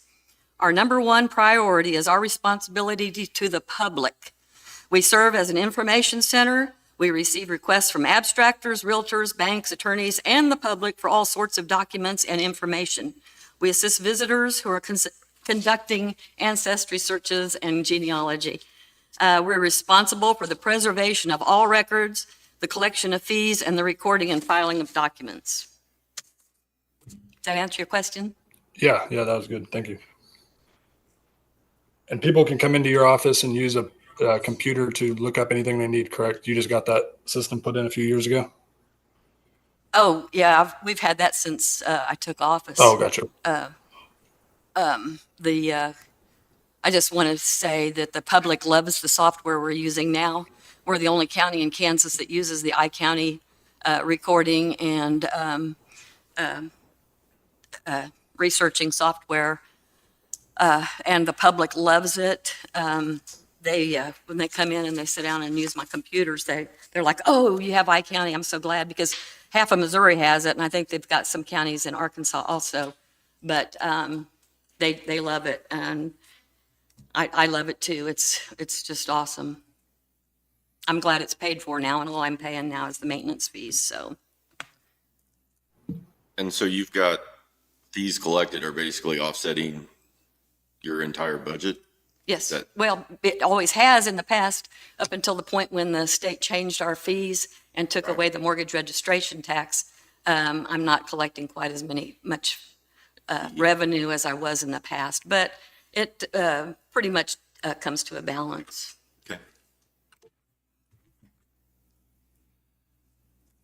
You have any other questions, Danny? I don't think so. I've been to her office and kind of seen what they do, and it's pretty intriguing. I know that you have a lady that takes old documents and transfers to a computer, correct? Yes, yeah, Karen Eastwood is awesome. She's a great genealogist, and she can a great researcher. She started in Book A, putting those into the computer, and she's up to almost done with Book G now. So that's quite an accomplishment. If you saw those old books, you'd understand. Yeah, I don't think I could read half the writing, but no, you guys do an amazing job. Do you guys have any big goals for this coming year or a few years down the road? What do you want to Any see? big what? I'm Any sorry. big goals that you see for your Oh, office? no, my goal is to continue inputting and back indexing and connect. I've got the entire collection of documents imaged in electronic format, but right now we're continuing to index those to the grantee, grantor, and the land information so that they can be easily accessed through the computer system. Gotcha. I don't have any more questions. I'll make a motion that we tentatively approve the Register of Deeds budget in the amount of $156,359.02. I'll second. Been moved and seconded to approve the Register of Deeds budget. Any more discussion? All in favor? Aye. Aye. Aye. Thank you. Thank you. Thanks.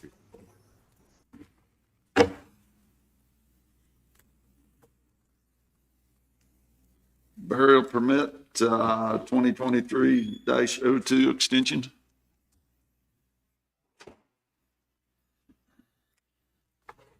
Commissioners, I've received a request for an extension on a burial permit.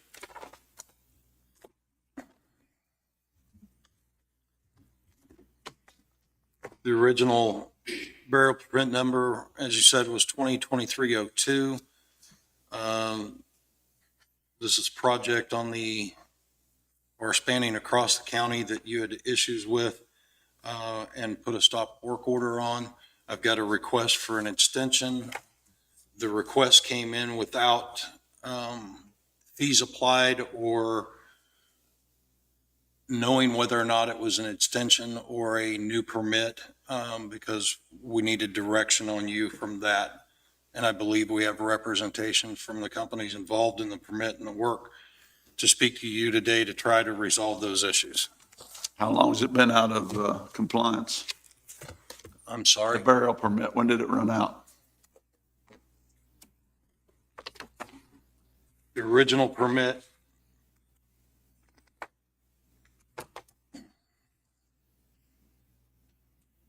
was open from 3/13 of 23 to 9/29 of 23. And then we had extensions. And then we had an extension, and that extension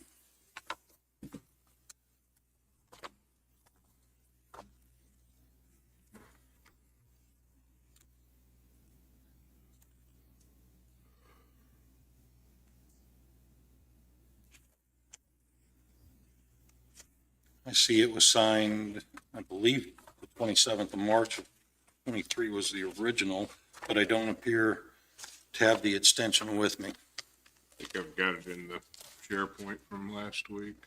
Okay.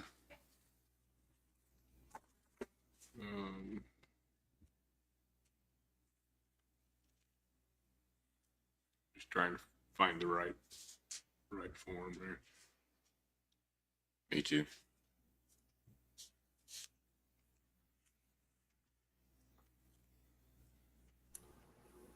Sean, do we have a policy on our burial permit on on extensions and things like that? Not for sure exactly what you're asking, but as the permit expires, yes, we require a company to either extend the permit or open a new permit if work is, for whatever reason, ceased and then begun again. The permit would have to be active during the period of time that the work is being done. Actually, I think the ones we had in the SharePoint from last week were on a different permit. They were 2022-20 and 22. I don't see this one for a date in there. I don't either. And I didn't find any hard copy. But it's the same project. The 2022-20 is the same project because it's the Evergy fiber optic cable.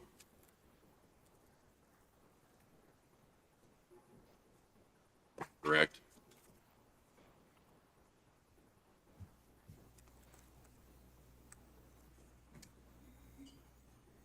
Yes, it appears to be the original BP on that project before the 2023-02 application. So when we issue a permit, do we get a plan from the contractor of what their plan is, how they're going to execute the plan, timeframes, anything like that? Or that they just, There's a time frame listed for the start and the end of the project on the permit itself that's applied by the applicant. so if they don't hit And that, then a set of, if they don't hit that and they have to apply for an extension, do we have requirements for that? Do we ask why? I mean, is that any of our business? well, if the permit is not open,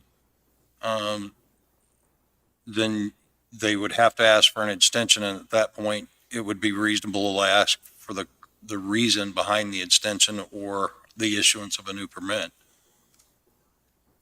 So do we have a reason for the extension?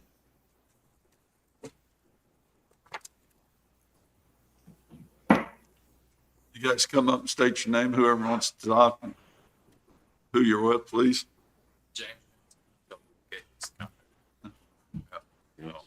David Crockett, Evergy. I need. I'm Aaron Prince with Burns & McDonald. How do you guys, since this permit is no longer current, what do you guys do with their one calls? How do you do that?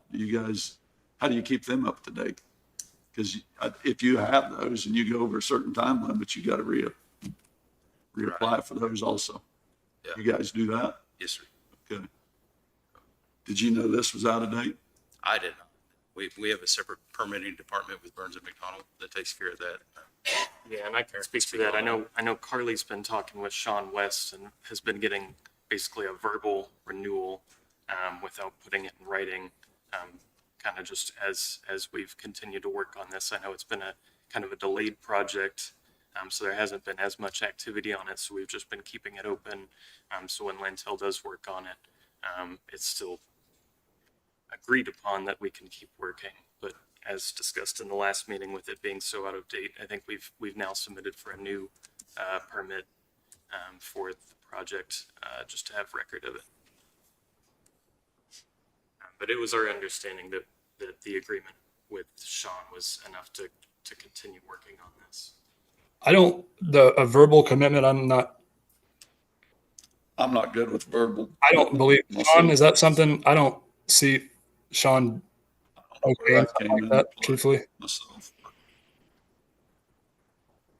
That contacts both in writing and over the phone with the representative, but in none of those contacts or context in verbal or writing communications would have been authorized to extend or go beyond the scope of the permit that you allowed. Okay, so if there were miscommunications or anything of that nature, then they were miscommunicated, but there is no way that I can give the authority for this board. I did just find in the minutes from last year where they had requested an extension and it was voted on in the meeting to extend this to April of 2024.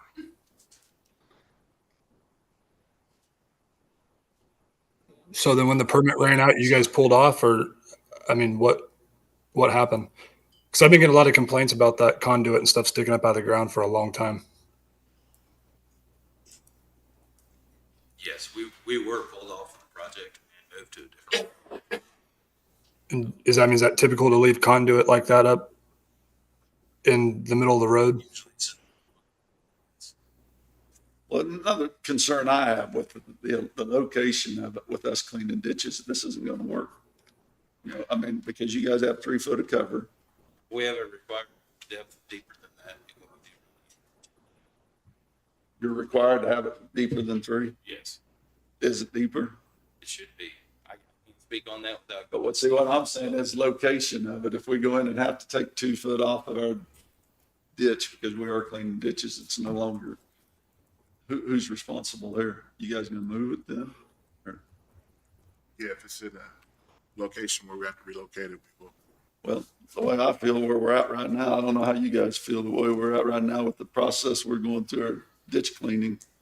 I don't think this is gonna work for us, the location wise, because we don't know how deep we're gonna have to clean our ditch in order to get the water to flow where we want it to. We're in the process of cleaning ditches in the county. So, I mean, it sounds like it's an area that you do have in question in the ditches wouldn't be an issue, especially now that there's no fiber in it yet, to be able to move that conduit. So it sounds like. well, I think it's best to do it now if we're gonna have to do it instead of It'd be being. a lot better than y'all hitting it. And then, yeah, exactly, causing you guys grief later on, because it's gonna be, before you get your fiber in there, to me, the time to do it is now. I don't see a large issue with that as long as, I guess we'd have to agree, like, whatever I do have in the ground, I'll have to locate it out and see what the depth is, see if it's deep. Do you guys give us as-bills? You give us as-bills? Do we have as-bills on this? Yeah, as we complete the project, we will. We're running everything off the ArcGIS system, so I mean, we have depths, pictures, and stuff on this. Whatever pipes in the ground. Have we followed the contract too is another thing. I mean, we changed one with Quick Calm, but it said from 20 foot of the center line of the road or 5 foot from the edge of the road, whichever is greater. And I mean, I see up on Yancey Road, you guys are right in the road. In the road?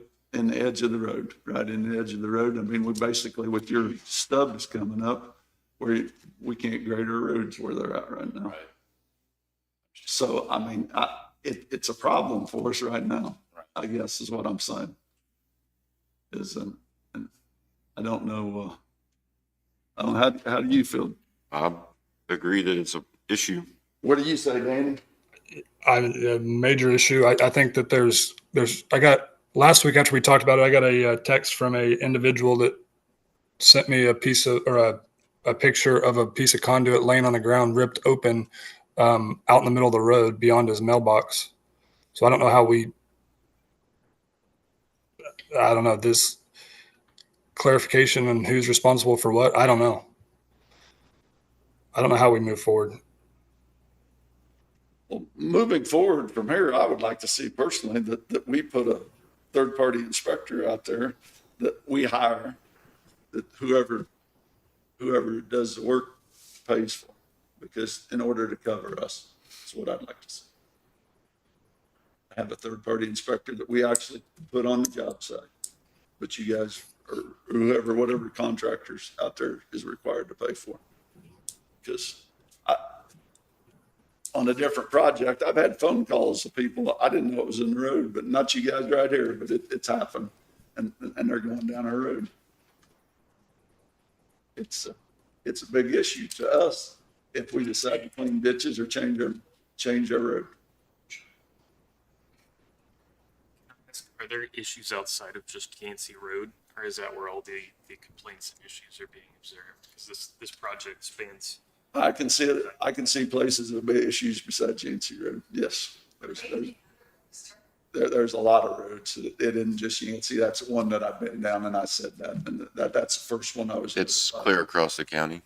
It does. It goes clear across. We have issues. All the way Right. And I mean, we're no different. Anderson County did the same thing, allowed you guys to do the same thing. And after the facts, I mean, it's going to be an issue anywhere, I believe. Okay. And then my next question with the ditch clearing, do you have a plan or anything you could send us so we can compare that to our This is gonna be from road to road, just depends what we do as far as the ditch cleaning. No, I don't think we can, do you guys? I don't know how we It's gonna be I don't know how we get a plan put together. what we have to do in order to get the road ditches to drain. Okay, so I guess how will we know which roads we need to relocate conduit? That's my question to you guys is, I don't know how we fix this problem with you guys being in our right of way. That's what I said. And I think our issue is with the need to have the as-built or your RGIS data coming into us as you're building or something along those lines. But what I there say a is, way do we you can guys access give us this, and then we come in and we have to make a 3-foot cut somewhere, you know, where you're at and you're only 4 foot deep. We've already created you all kinds of trouble. I mean, because you're gonna have to go move it. Yeah, and like they said, we do have depth measures along the route that has been built, and then there's sections that haven't been. So we can always provide what we have available. Okay. Typically, that's provided at the end of the project. But since this is such a large project, it hasn't been completed. That's why you haven't seen anything. So how do you explain some of the conduit that's laying on top of the ground? Not the ones just coming up out of the ground, but the ones that are laying literally on top of the ground.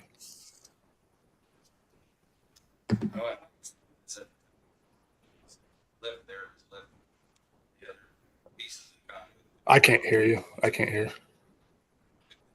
Really left it out, forgot about it. Most of the time I ask, all my guys working to leave some up so we can find it. You know, because a lot of times the grass grows or whatnot. People run over a terrible lawnmower or something like that, so we like to leave those that we see as we come back and then button those up. But there's also compaction problems, so there's Like places. all of a sudden kind of got pulled off the project.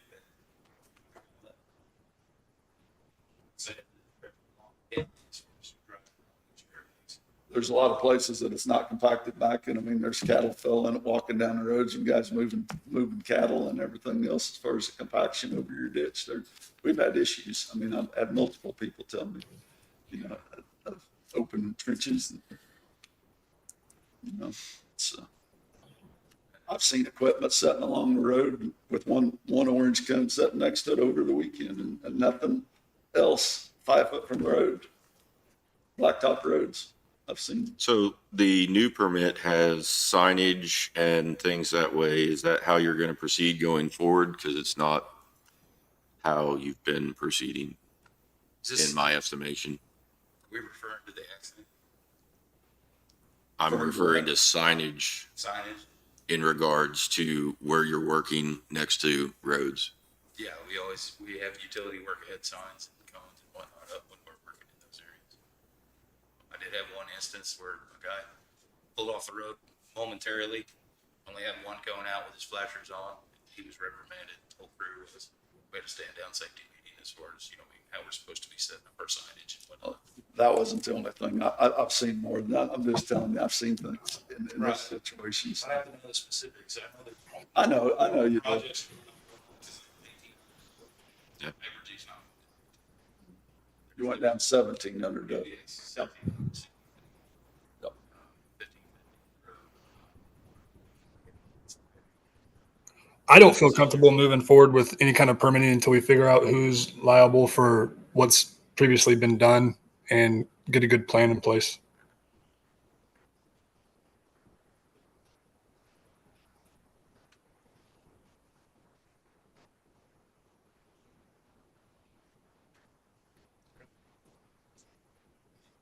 But as far as the details concerned, I've always worked with all my county and city entities. Whatever you guys need us to do, we'll do it. We've always been. So we can buy if we need to work with you guys, an inspector. We've got about 20,000 feet left to bury. Yeah. But what I'm saying is with where it is buried in places now, it's not going to work for us, or I feel it isn't. Do you? Right. I mean, as long as we know where those areas that don't work are, that's something we can. Jim, I'm not sure how it's really any different than any other utility things that we've had coming through our county. Might not be, but we got to stop somewhere because of what we're at, where we're at now. Why do we want to just keep digging the ditch the same way? I mean, I don't think we want to do this before the project's finished to where it's going to be, cause us both grief down the road. That's what I'm saying. Maybe someone that was 3 months. I think that do you know they're dig ditching. I'm assuming you all are gonna call that location just like we are. We are. So if you find something, send the ditch, it needed depth on it or something better, you dig it and find it's not, needs to be moved. Sounds like with the maintenance they ever did, they're gonna take care of that for you. And they're required to by state law. Oh, yeah, for relocation. They are, but how long does that take to get this done is what I'm saying is. On a situation like that, I'm pretty sure if we viewed it as an emergency, there'd be something where they'll get a hold of us. We'll be packing up the crew.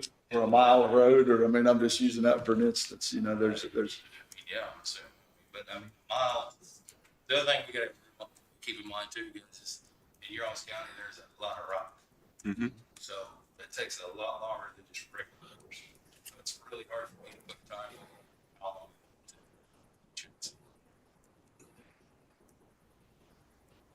I mean, but surely you guys were aware of that before you guys took on the project, correct? I mean, you guys probably have some kind of line item in your bid that takes care of that, correct? I mean, that's not our issue. Yeah, we have to be responsible for ourselves. well, you knew the rock was here before you bid the job. I mean, basically, you knew what you had, I guess is what I'm saying. Right. But Most places. no, No, it doesn't. In certain rock shots you get in, they might not take care of once another. I've had them last one 500-foot shot take almost 2 weeks. Mhm. Complete. Like I say, it's just hard.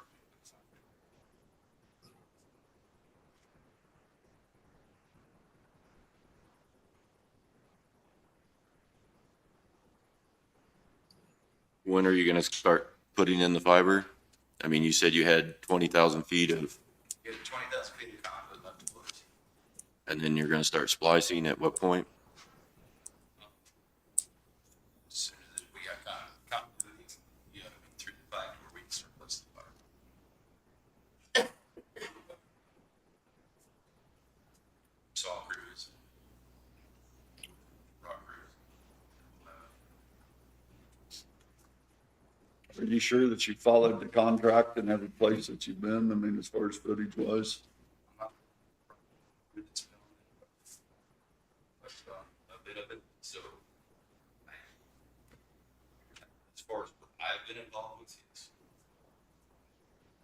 I can't speak on it. Ones that I have. Right. Can't speak.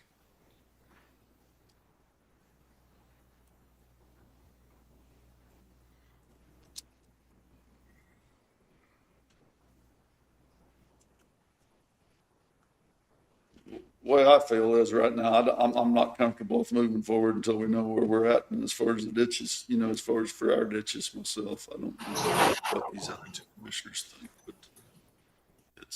what do you think, Jason?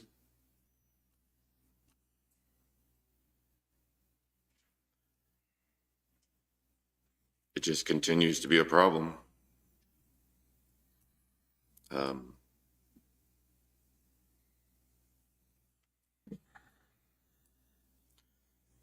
How are we going to get it finished up and completed so that we don't have the conduit sticking up out of the ground? How are we going to?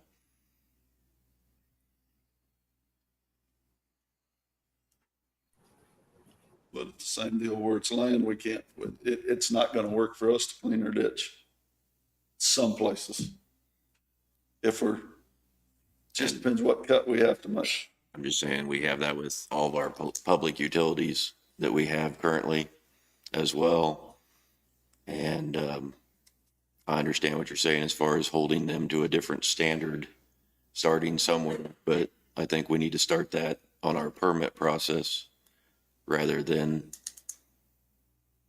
when they're halfway through their project. I just think there's got to be accountability before we can move forward. Like, we got to understand who's liable for what before we can move forward. I don't understand how we could without clarifying that.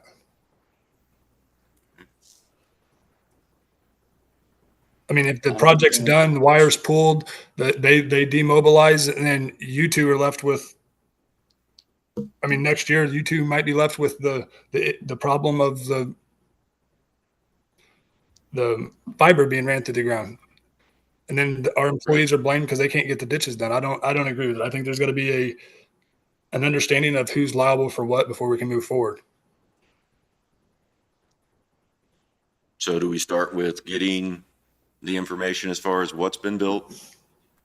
We can provide that. I don't know what format you want to see it in. We have it in GIS data right now. I don't know what kind of system you guys have or what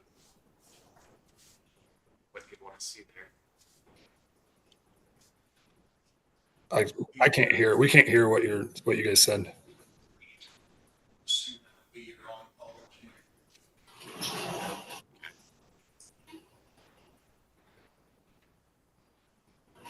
Is that where we start?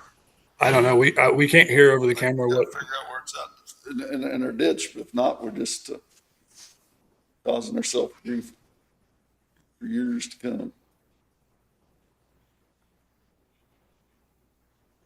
Okay. Okay. So who are we providing that to? You can get with him and he can get the information to you. You can give it to him. All right. Thank you, guys. Thank you. Thank you.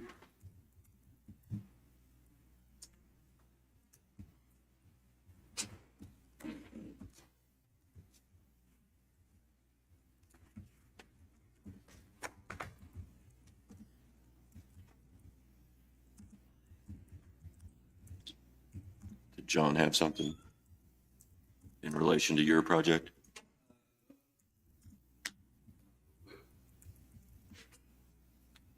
John Terry with QuickCom. I got an email request Friday afternoon to provide a copy of the railroad permit and some building timelines. Now, on such short notice, I didn't get the timelines, but I did get the railroad permit emailed over to Jessica. She And then, just emailed that, looks like, to Mark and I a few minutes ago. yeah, I just got the email at about 10:30 while I was sitting there. And before I got that, just so I didn't come empty-handed, I brought the redesign for Blue Mound just in case the county wanted that. I don't know. I mean, it's city limits, so I don't know that that's necessarily a county thing, but That's I have it. nothing for us, really, for Blue Mound. But And then other than that, guys, I was just here to maybe follow up on the last meeting and find out if there was any other problems that were discovered or anything that we weren't made aware of that need addressed. I heard the conversation with Evergy. I think, Mark, that you and Todd have been talking about the memorandum of understanding so that we can get the language where we want it. Yes. Okay. Well, let's, if I may, sort of recap what's going on with QuickCom and the county. Based on feedback I've received from the commissioners in meetings or outside of the meetings, they've indicated there seems to be a high level of discomfort between the county and QuickCom, which I hope you can help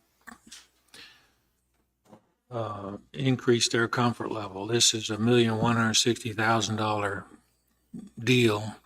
$580,000 of it is county taxpayer money. The other 580s still county taxpayer money, but through the federal government.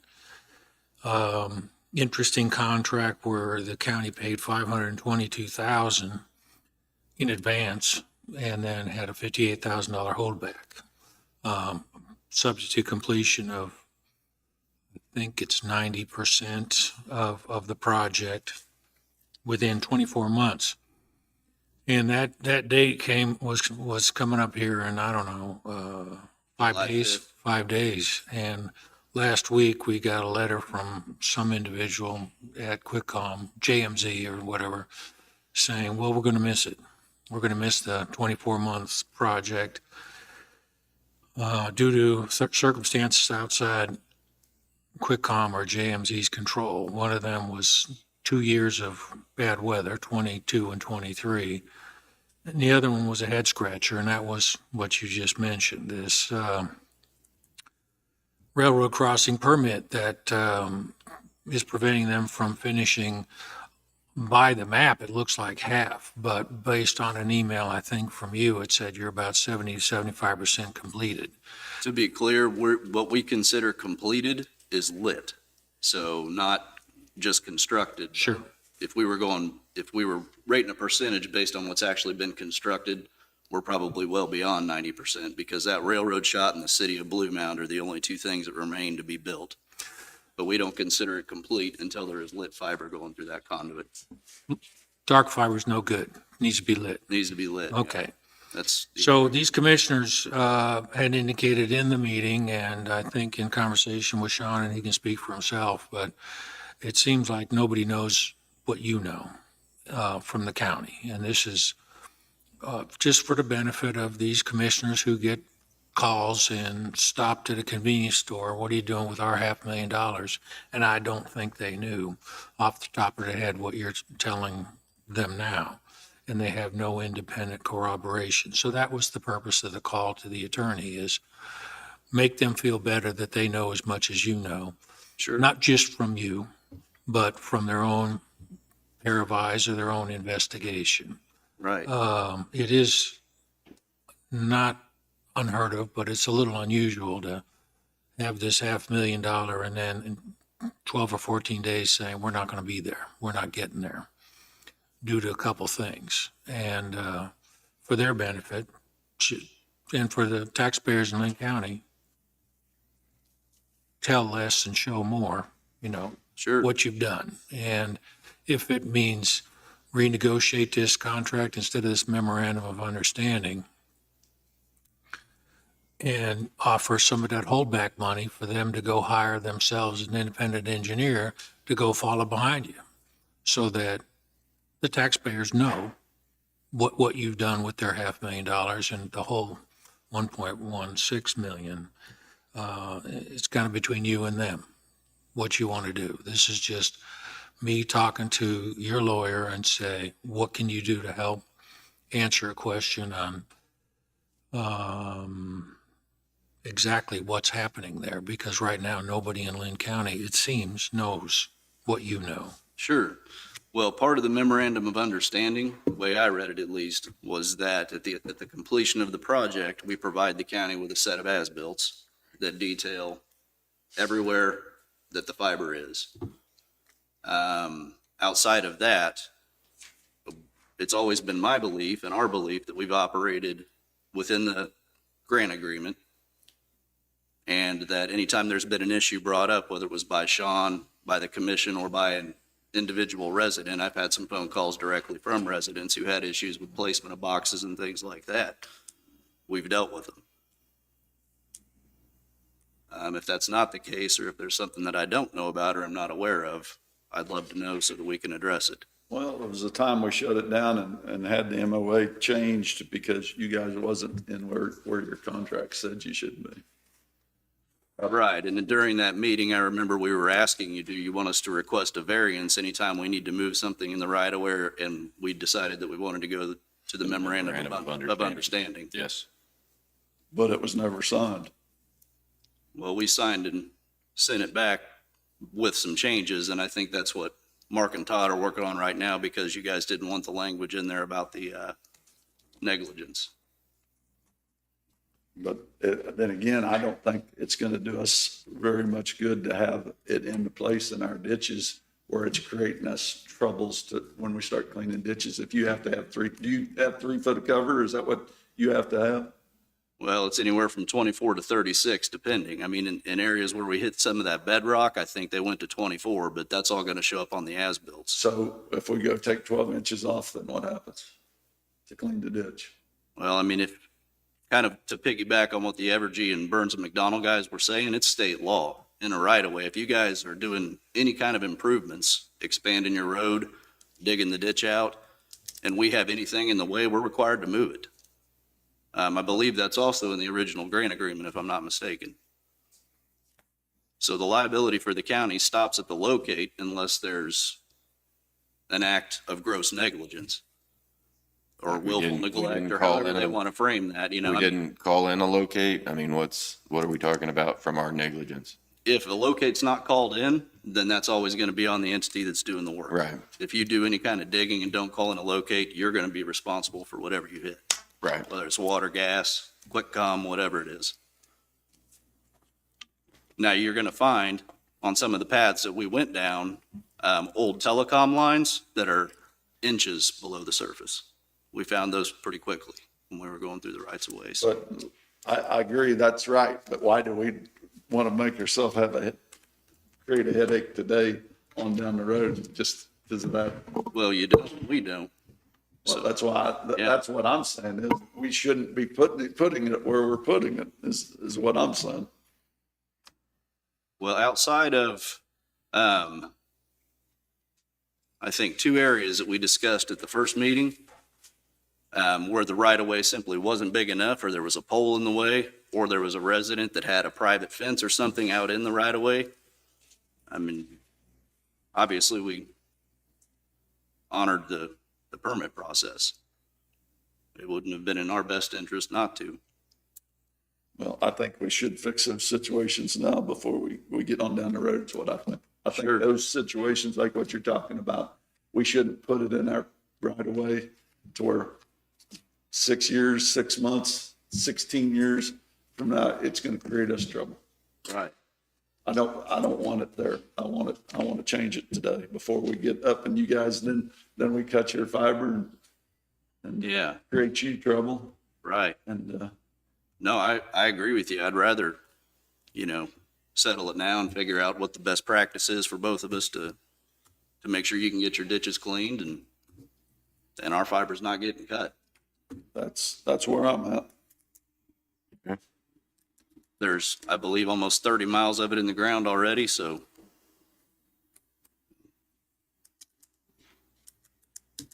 Can you come up with the as-built to where you're showing us where it's at? we usually do that at the very end of a project. We'll overlay all the red lines that come in from the contractors on their ArcGIS system with what we originally designed. And we'll mark up all the differences and variations and then develop a final draft document. That's normally how that works. Danny last week asked me to see if they had any as-built yet on our side, and we don't. Because again, that's normally something on a project of this scope that happens at the very end. What do you think on this one, Danny? I would feel more comfortable if we had proof of what's taken place, with the work that you've already done. I would feel more comfortable moving forward if we had that in front of us. I don't care if it's just a rough drafts, chicken scratch. It didn't matter to me. I'd just like to see it. Well, I don't want to speak out of turn because I am not 100% sure that fiber is between Centerville and Blue Mound yet, but I know the duct is. So at this point, I think the only county work we have left to do is that railroad shot. Other than that, the duct and everything should already be in the ground and the fiber as well. Now we're going to have to tie in fiber from Centerville to Blue Mound to light Blue Mound up and consider the project complete. But there is no more boring left to do in the county outside of that railroad shot. So you should be able to get us something. Yeah, I think I can probably work with our engineers to get you guys a set of as-builts. Okay. I think that's what we need. Yeah, if that's the ask. I think you can understand where we're coming from. They talked about the acoustics in the courtroom, here a little bit ago during the meeting. They talked about the acoustics in the courtroom, and now that's something that we paid for, and everybody demobilized. And now we have to deal with it. So that's what we're trying not to have here. That's just why we're trying to stop this from happening. Sure. Yeah, exactly. No, I understand. I mean, we partnered with you guys to do this. We want to be good partners. We don't want there to be discomfort or people, we want you guys to know where the infrastructure is, and, if it needs to be moved, we want to come out and move it. I don't know. I mean, if you can bring in some rough draft as-built and throw them on the table, and we can all just kind of look at your route and make sure we all agree. I mean, I'd be okay with that. What do you guys think? I'm good with that. Me too. Okay, I'll get with our engineering team to see if we can get some draft as-built based on the information we have now, and we'll keep moving. I think the locators are in Blue Mound right now, and I think construction started there today. So we should have it up pretty quick. Do you have any guidance on the railroad crossing? We were hoping July 1, last we heard from the railroad. So, and that's one of the reasons, to be clear, that we waited so long to talk about the extension, is because we were pretty optimistic that we were going to get that railroad permit and get Blue Mound done ahead of the deadline. Now, Blue Mound, I'm not going to put this on the city and say it was their fault. They wanted a redraft. They wanted us to redesign it to protect their infrastructure, and we agreed to honor that and sat down with them and redrew the path design, and that obviously caused some delays, but I don't think that falls into the category of, beyond our control, so to speak.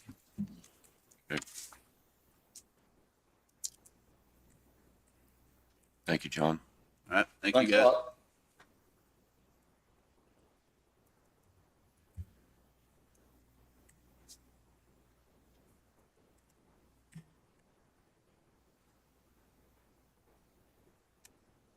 Paul Valley here. Or be here at noon. Go ahead and get the sheriff. If he's ready. I mean, well, I know he had his stuff ready, but if he's available. Email him, see if he's ready. Or if he's available to come.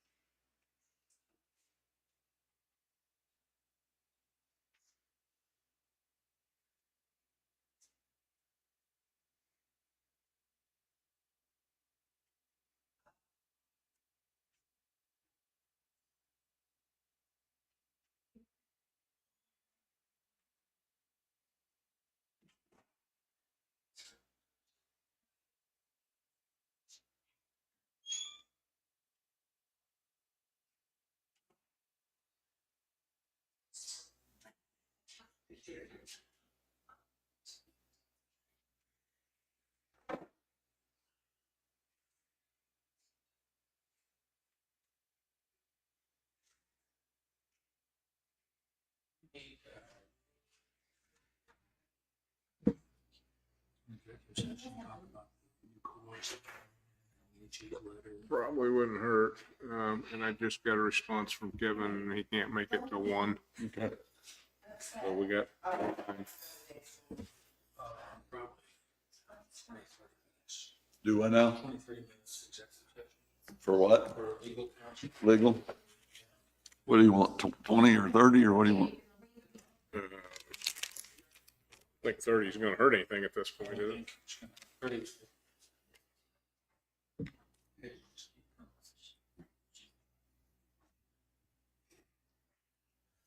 I'll take my phone and see if we can. 30 minutes executive session for legal. I make a motion, we go into executive session for 30 minutes for legal with David and Mark, the 3 commissioners. I'll second it. Been moved and seconded. All in favor? Aye. Aye. Aye. We'll return at 11:51. 11:51.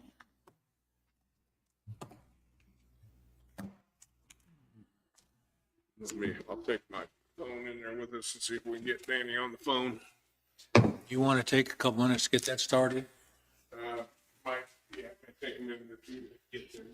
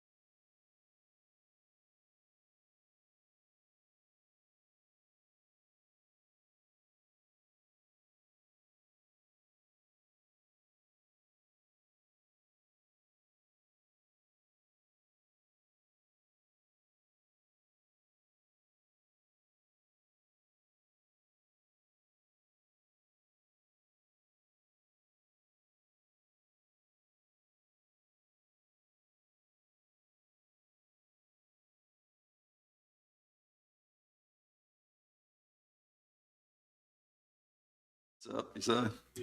Okay.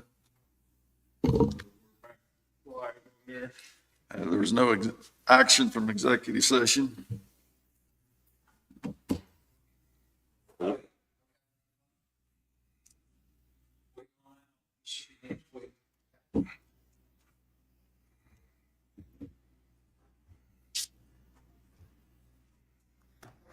You still have Danny on? Yeah, yep, I'm here. Okay.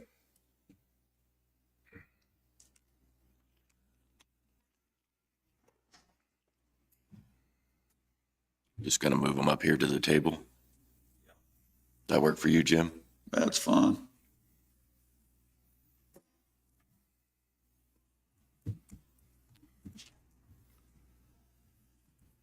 Where is that at? What This one, preliminary design, is it in this week's. this week's? Okay, I know I've seen it. I flipping forgot where it's at.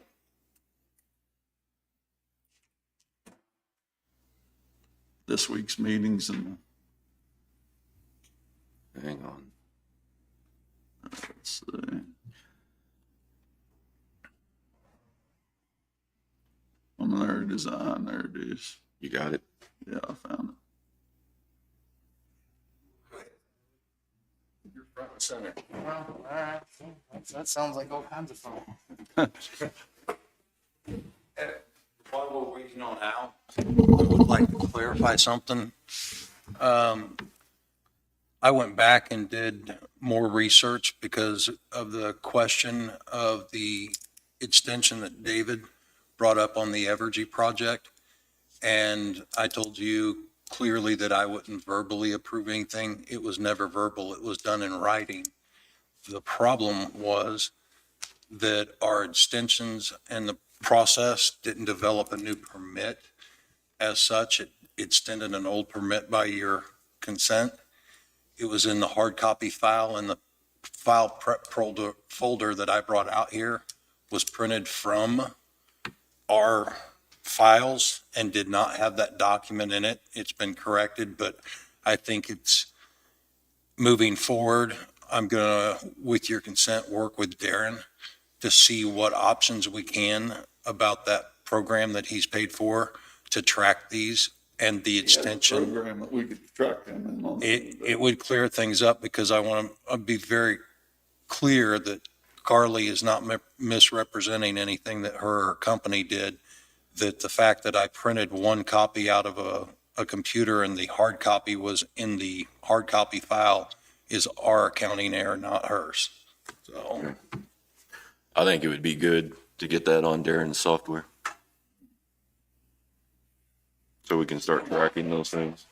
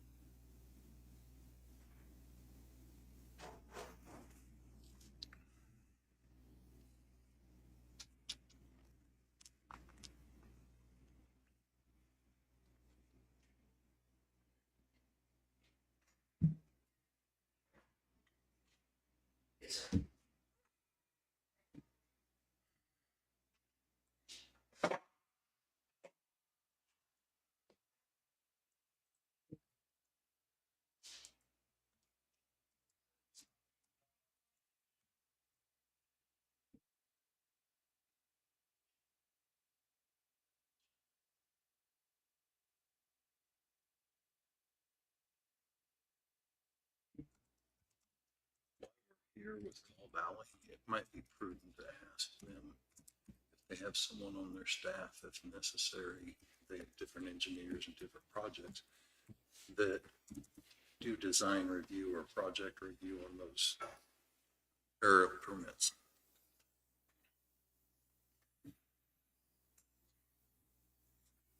Do you have somebody on your staff that would review burial permits for us in the road right of ways, As-built, as built? For fiber optic cable, For determining problem areas that. where they buried shallow. Oh, Whether or oh, not yeah. our ditching would be obstructed. Ditching is what it is, and then we're gonna clean ditches. That's the big kick we're on now, is to clean ditches. I mean, yeah, I'm sure we could sit down and go through and do that. Yeah, no, I shouldn't be to this point already, but I'm to the point when I come across fiber and stuff like that, just, make them move it, because they have just, you can't, as a civil engineer, I can't do anything with public utilities anymore because there's fiber everywhere. Just, That's our concern right now, is it's in our ditch and we're wanting to clean ditches oh yeah, out. it's probably 18 inches deep because They say 3 to 4 feet, but that's, yeah, I mean, if you truly have as-built, my concern would be. our concern is if you get a road surface and farm ground higher, and we're 3 foot deep, and we come through and ditch this, Yeah. those problem areas, you take the top cover off, now we're at the crown of the roadway and we're at the fiber, which. The nice part about that is it's not a water line that it all should be in continuous conduit. So if it's exposed, that is a problem. Hey, it's exposed. But if it's 2 inches below the dirt and the grass grows over it. But their rule is that it should be 3 feet at least, is what I'm saying. We're changing what they did. Yeah. And I guess I don't know what the agreement with them was or the rules on it. I mean, if it's in road right away, they did it with it's their risk. I always push. I got a county not too far away from here. It's or city wanting to put a water line in road right away. That's fine, but if somebody decides to do some of that road right away, they have every right to tell you, move your water line at your expense. That's what I would say with this. Should have checked with us first. We got to clean our ditches. It's your guys' road right away. Right. The problem is the state passed that legislation that said you can't stop them. They're allowed to use the road right away. That doesn't mean that when I get ready to put a water line in, I can't say, it's in my way, get the hell out of there. But if we're in the process of changing our road ditches when they're laying, do we have any? I still think I would want to check, but I would still think you have every right to go in there, do what you want to do, and tell them. The problem is going to be, you can't just go hit it. Right. You've got to notify them. Come move. Call. Yeah, come move this. We're getting ready to do this work. This needs moved. And then what's the timeline now? Yeah, there's probably a timeline. We're dealing with City of Junction. They've Swiss cheesed our sanitary. They Swiss cheesed our water too. The trick is water is, you fix it right now. Them going through all of our sanitary sewer lines, we don't know till the camera. Well, then now we're cameraing, and it's like day after day photo from the camera company of, hey, this conduit's through a line. So we're getting ready to put together a package where the city's going to bid it out and then send them the bill. In our case, So they cut your lines, what you're saying, you don't know until after. Yeah. And we've got video or picture evidence, they've punched through manholes. Give me a break. You did it. Even when they're hitting our sanitary sewer lines, a good operator. These are all bores, and I think it's what you're. Oh yeah. No, it's all bore. No, yeah. They know they hit it. They know good and well they hit it. They just keep easy when they get through it. Yeah.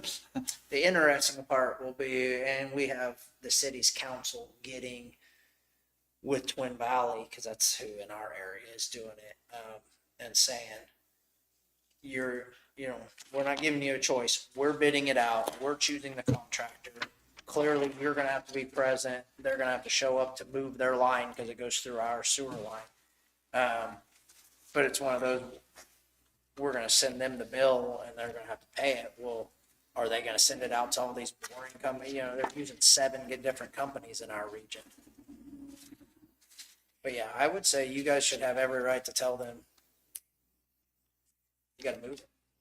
Because it's in your road right away. Road right away is not a free.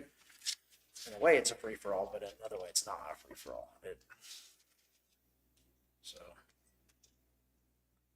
that's how I did. 8-inch sewer force main in the road right away, and we put it an extra 2 foot deep, and pretty much told the county, if you ever move that road, our intent is it's going to stay underneath your road. We have no plans of ever moving that line, which is, I don't know that answer, but that is a reasonable response. That, they're never going to lower the road 2 foot or 4 feet or 6 feet, whatever. I think we went 6 foot deep is what we went. Enforcement. But it was almost all bored in because there were ditch lines, and it was just a bad situation. So the client paid the extra cost to bore it all. So you guys were talking a little bit about having something with Darren's program on tracking. He emailed me. He's not in the office today, but he says he can have them add that category for permits. So it is something he can track with our program. Good.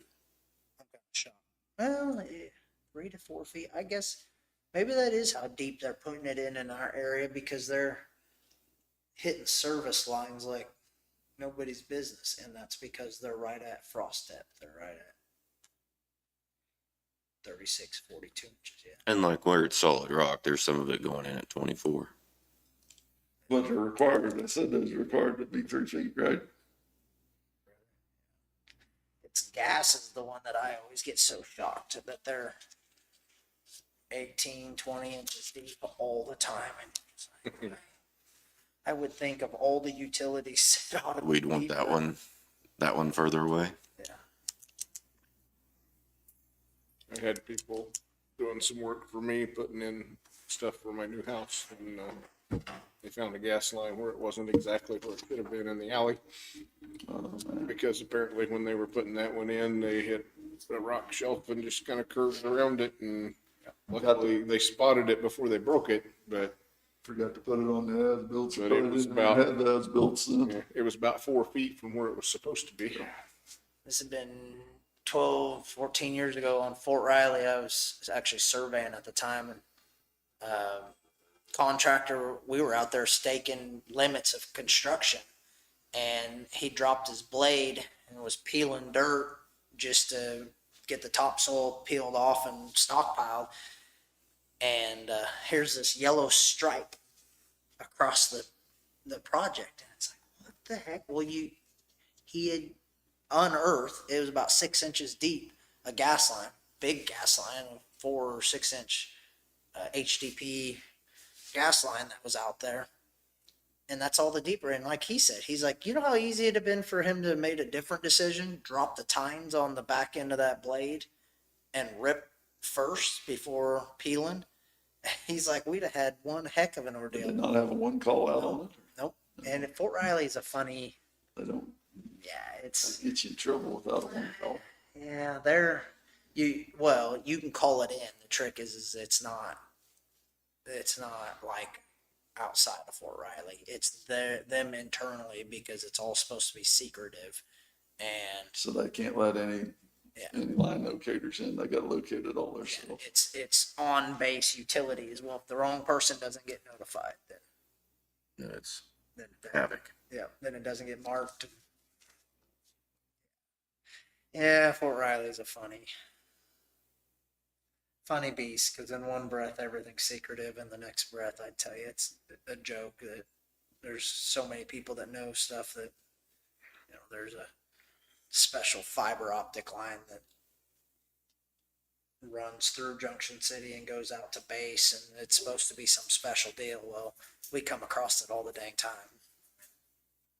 Put it in the dumbest locations as far as I'm concerned.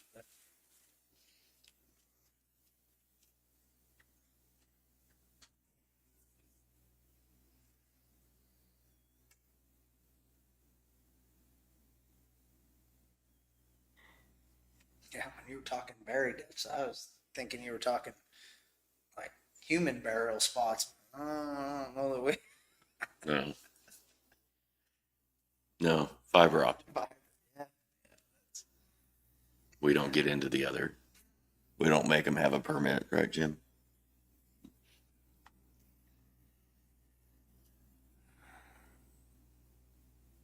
They city Junction City and let them get, which I get. There's a lot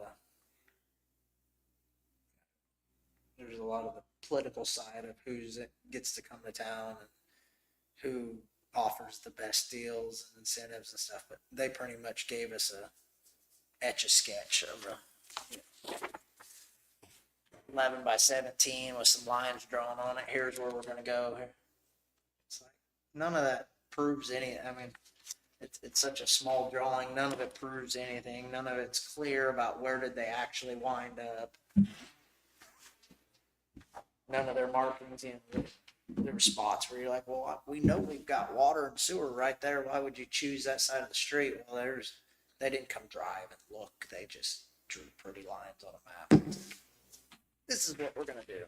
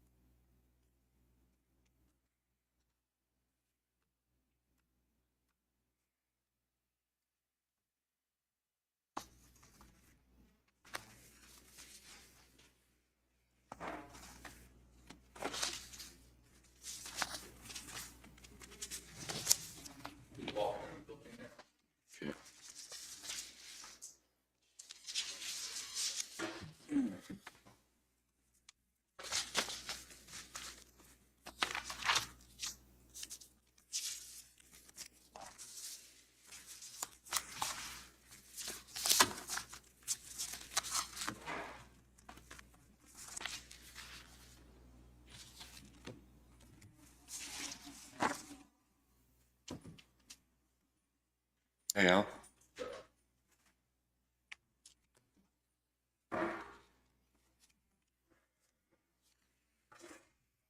Okay, go ahead. All right. Well, I guess I'm hoping you guys have. He was, yeah, I think so. Okay. Guess I'm hoping you guys have seen this report that I put together, had a chance to review it some so we can walk through it. Some of these, I was telling Sean, we need to kind of sit down and have some discussions on how this operates and how you guys want to see it operate with your clientele base. Your site with the layout currently, it depends on what your clientele base. I mean, my understanding is it's almost all garbage trucks and roll-offs. So I believe this layout is the best for that operation. Something that I kind of noticed the peppercorn report doesn't really take into account is if you're doing a tipping floor pit scenario, it's 16 feet between those two. So generally on a site layout, we kind of look, we got to go 8 feet up and we got to go 8 feet down. Now, can that be adjusted? Absolutely, a little bit. I've never once done one that went down, down, down, and down, because it almost never works out the way you want it to in that area. Right.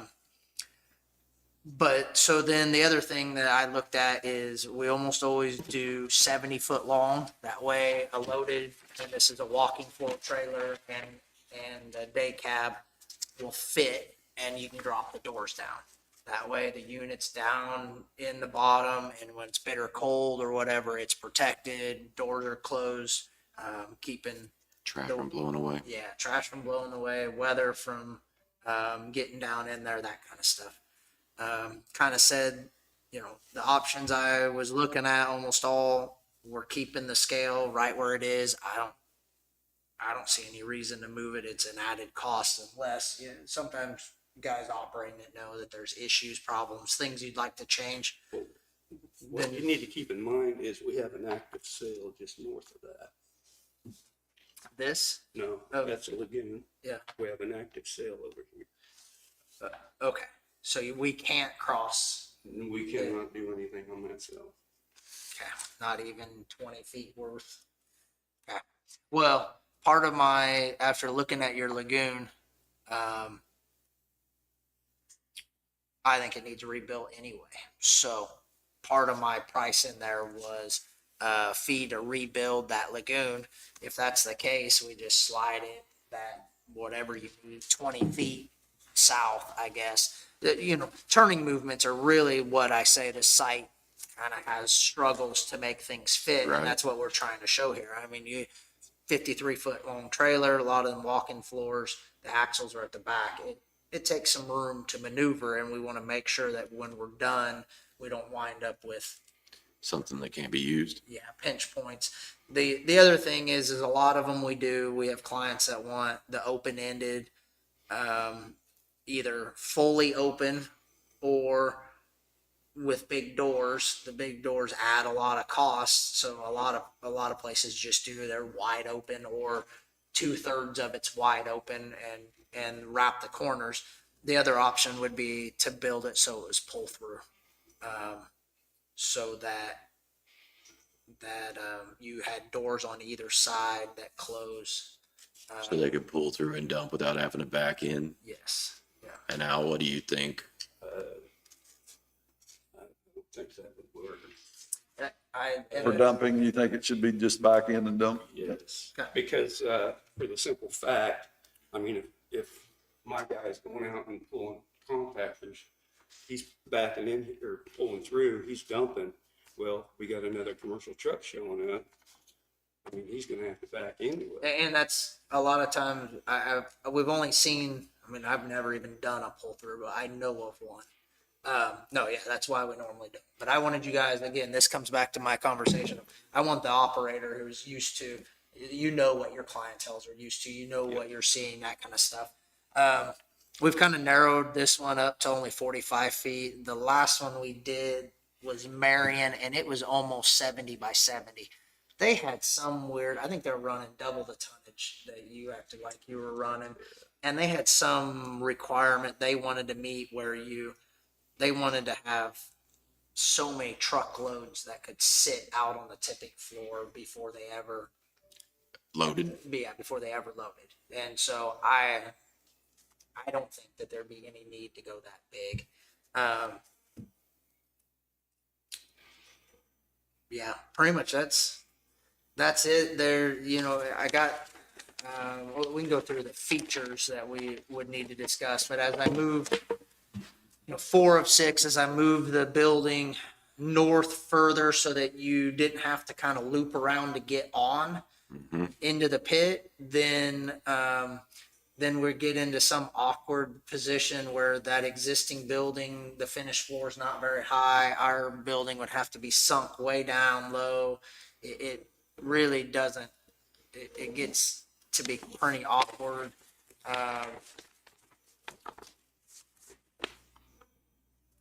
My prints are out of order. That's nice. 5 of 6 kind of was what Peppercorn was kind of trying to show. Well, you can't line that building up because your ramp is going to be clear out by the road. You'll never, Swing in. those are going to be concrete walls on either side of that ramp going down. Yeah, you'd never swing a trailer in there. And then look at where this pushes us. Then we're going clear out. Yeah, that's another deal. Our future tire mount is So it would be in this area here. And what yeah, it's on the other side of the fence is the future tire mount. fence is there. So I guess that's why I was hoping that we could take up some of this room in order to make it so We can pull across the scales. pull across the scales and then swing out to get past this ramp. If that doesn't work, we can clearly look at other options. The trick is again, it's all, Possibly relocate the scales. I mean, that's, yeah.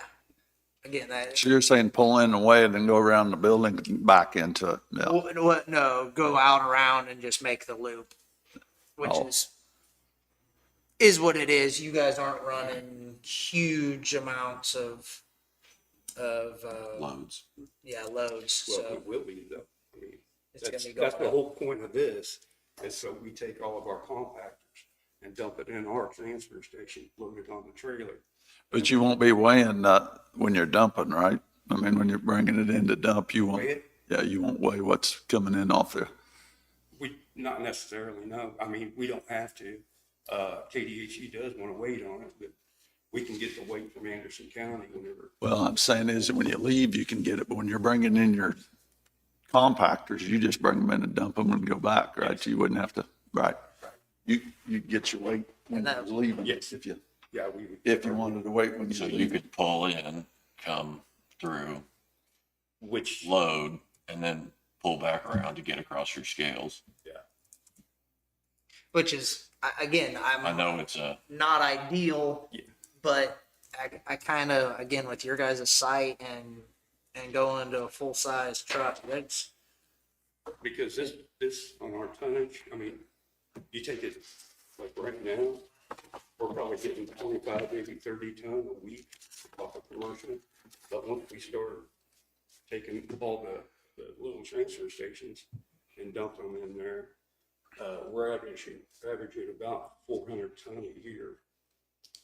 Let me interrupt for just a second. Danny just sent me a message. He's got to log off and go work on something, but he said we can call him if we need anything. Okay.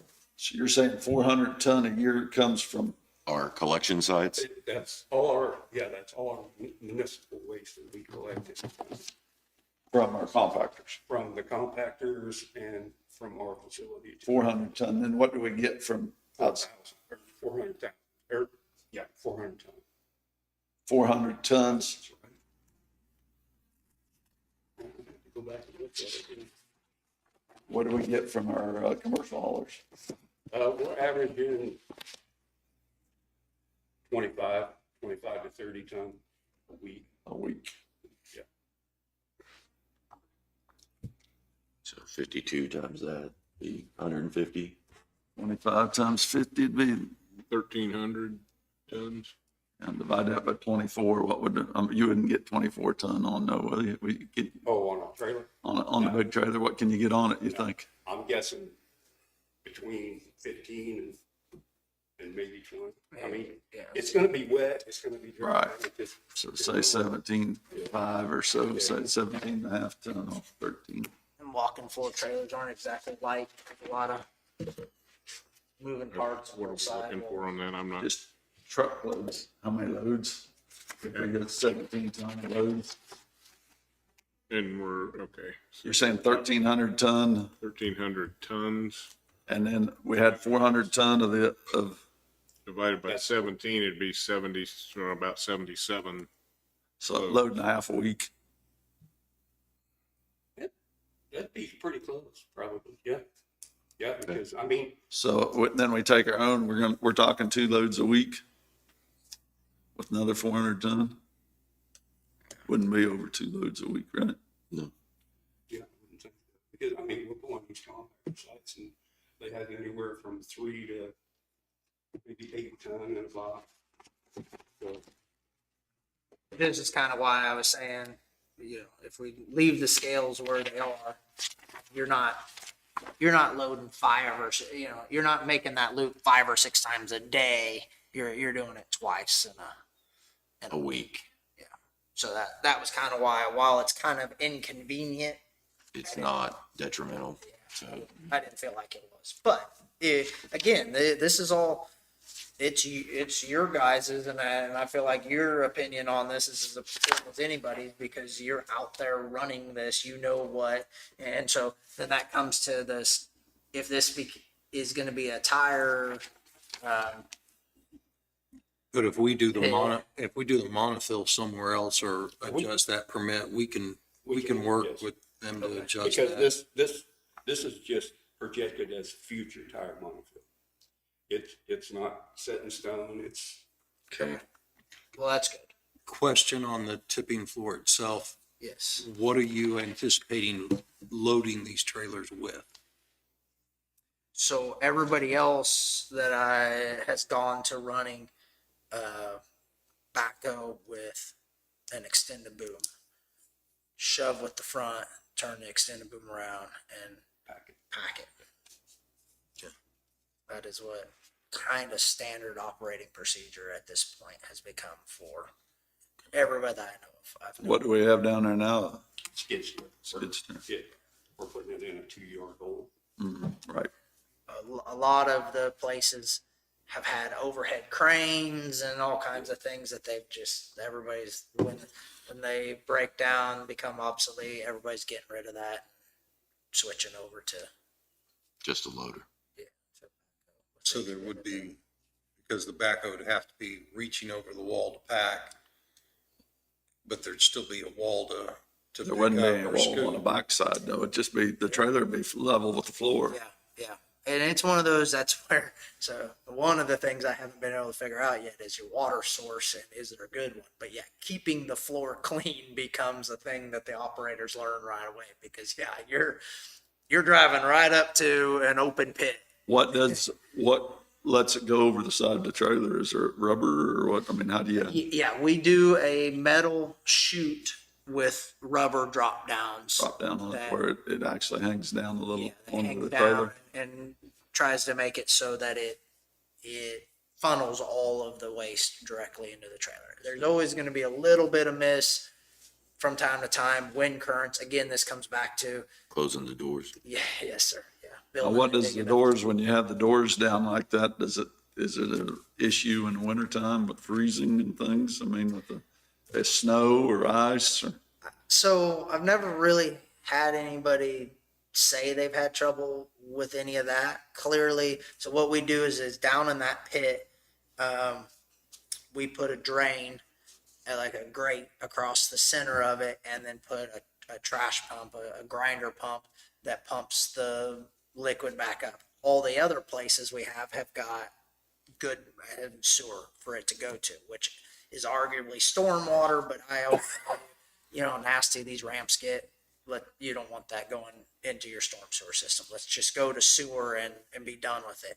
In this case, it kind of comes back to my comment of expanding your lagoons, because now every time it rains, you're gonna have a little bit of water that gets pumped that What direction. percent of grade will that be going down? I mean, They are, if you look at, it's this page, 2 of 6. So we start off at 12 and then level off. What is that? Does it say 2%? 4%. So we go 12% to 4%.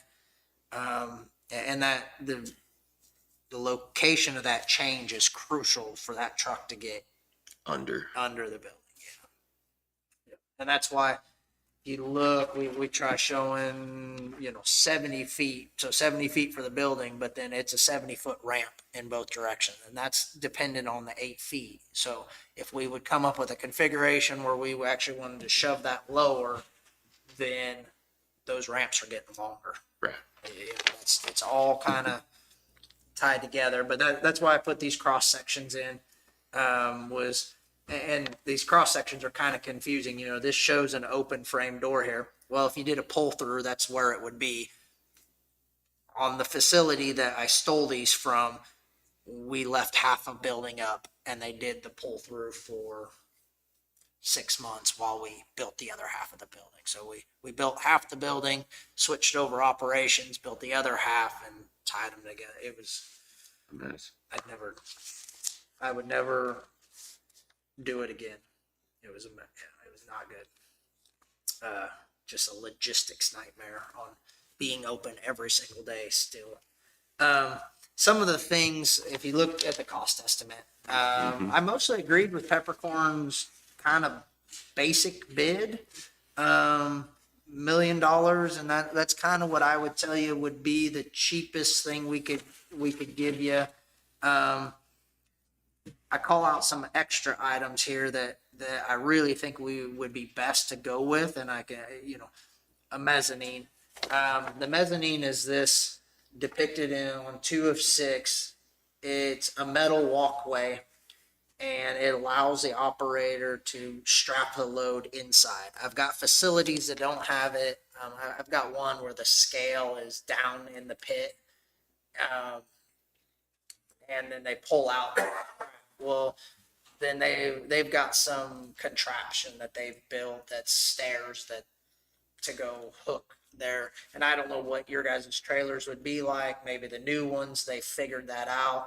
They're running a whole bunch of, TAM is running a whole bunch of old trailers that they've got to climb up on the side to hook. So on this facility, the owner requested we do this walkway so that the mezzanine walkway, they could reach out and Secure the load. secure their, the top on their load. What was the other add-on items? The lagoon, which I kind of sounds like based on what you're saying, we're going to have to do the lagoon no matter what. If we're going to be able to That pull was just through. $12,000. Yeah, lagoons are cheap, especially as small as those are. The hardened slab is around $210,000. So if we just pour a standard concrete slab out there and put a sealer on it, it really depends on what you're receiving. But most sites, I would tell you, in 10 years, that slab's going to be junk, and you're going to have to replace the slab. And when I say replace the slab, we go in, we've done 2 or 3 of them now. They grind it off, and we put this hardened or slab on there that I'm recommending. Instead of doing that, I would push that we just do the 2 inches now. It is expensive. It's a crew. The only good crew that I could find comes from California. This is what they do. They roll into town and knock it out. And it's not cheap, but it's a product that's what it's designed for. I call it out in the report. It's EcoFloor 202. They actually make an EcoFloor, I think it's 404. That's a 20,000 or some 15,000 PSI. It's a better product yet. For the amount of tons that you guys would do, I would think that the 202 would be fine. The 404 is for places where they're crawling D8 cats on it and they're banging. Really, it's the banging. And when I was talking to you out there, I brought up, you said you do roll-offs. Well, my experience, your floor looks pretty decent for saying you're doing roll-offs, because my experience with them guys, they're as hard as anybody because they sit there and just slam them. Trying to get them off. Yeah, trying to get the stuff to come out. But so my recommendation would be to do that. So what does it cost to replace our floor? And how long does that, doing the 210,000, how much more time does that buy us? It probably at least doubles it. So we go from 10 years to 20? To 20, 25, something like that, yeah. We've had good luck. And our floor slab, our 8-inch floor, is that what I'm looking at here on our cost estimates at $43,750? Yeah, yes. Yeah. The trouble is that when this 8-inch floor wears out, you're going to have to go back in with a product like that. So We're spending that money regardless. Of what you're saying, it's just in 10 years or so, you're going to spend that because there's no product out there that they can go in and do topping slab. It's just standard concrete isn't designed for, and it really what it is, it's the chemicals.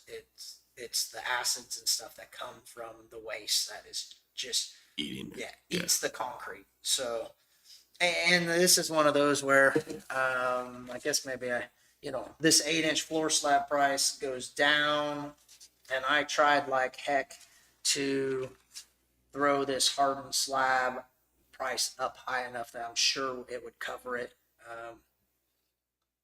It's one of those where I guess part of me wants to say we add that as a separate bid, like an add-on bid, and then if we like the price we get, because my fear is that the only company doing it is coming out of California. Okay. And so if you absolutely don't want to do it, we won't even look into it. But kind of my recommendation is that it's added in as a option. So you're gonna have 10 inches then, is what you're saying, or? No, we would take 2 of the inches off. So you could take some costs off your 8 inches of concrete. Yes, then. Yep. Okay, and so if we're pinching pennies, we could wait, or that's gonna, You could wait. I mean, well, you could wait, but then in that case, I think you go back to you're waiting 10 years, and I had one. and it's gonna cost more than 210,000, or is it, I mean, How much does a gallon of milk cost more than a few years ago? That's the gamble you're always. What about the pre-engineered building? Could we have somebody bid it to build? Why would it have to be pre-engineered? I mean, could we just have somebody build the I-beams and put the tin on it or not? You can, but standardly, the pre-engineered metal building world is cheaper than that's why they've gone to that. It's a cheaper product than a standard conventional. What they've done, pre-engineered metal building guys have gone in, instead of using ASC standard stock I-beams and stuff, they make up their own stuff. That's the problem. The only problem with a pre-engineered metal building is when you want to go change it later, a standard engineer is going to go, now what? yeah, it's so hard for us to know what they did because they've got software that they're running that makes it the absolute most economical member size because they're just making those. So, but we could bid it either way and see what we got. You could, yeah. Yeah, there's just not very many standard buildings out there, I mean, to the most part. But yeah, that's if a contractor wanted to go that route, yeah, I'm not gonna. If they could prove to me they were going to be competitive doing it the other way, yeah, there's no reason not to. Just most of them are going to do pre-engineered metal buildings, and that's so the product that we would be supplying going forward would be the geotechnical engineering. So we go out there and do borings to check and see what the soil types are. We have in-house, and that's in-house. We have structural engineer that will design all the walls, the foundations, all that kind of stuff.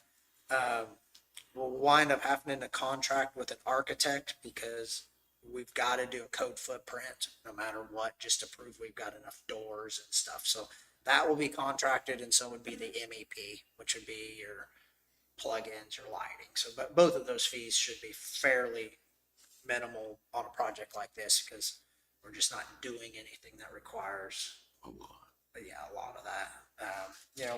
The last ones we've put plugins down in the pit so that you can plug your truck in, so that when it's 40 below out, your truck starts and some of that. And then if we go through the add-ons, then the last thing is that's where I threw contingencies, which is just I try really hard in this scenario right here to add enough into the base fees that I believe in my heart we should be able to do this project for $1.1 million.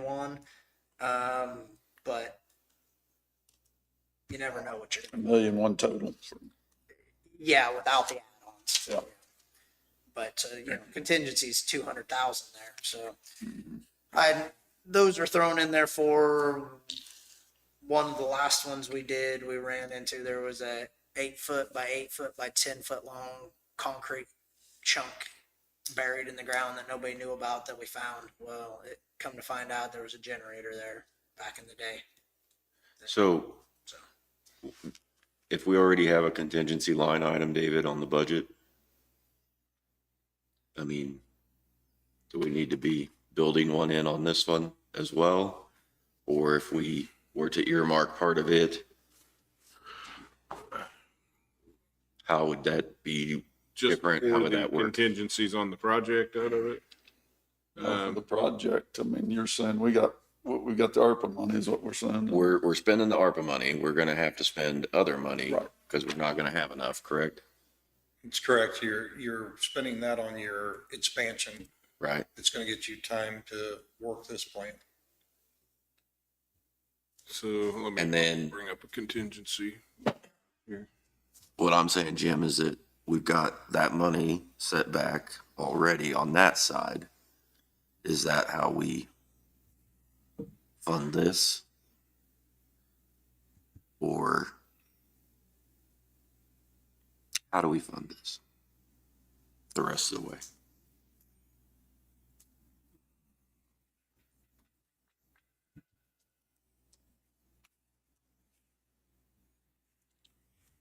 So in the contingency budget that was approved for this year, we have several line items where we've put specific money aside.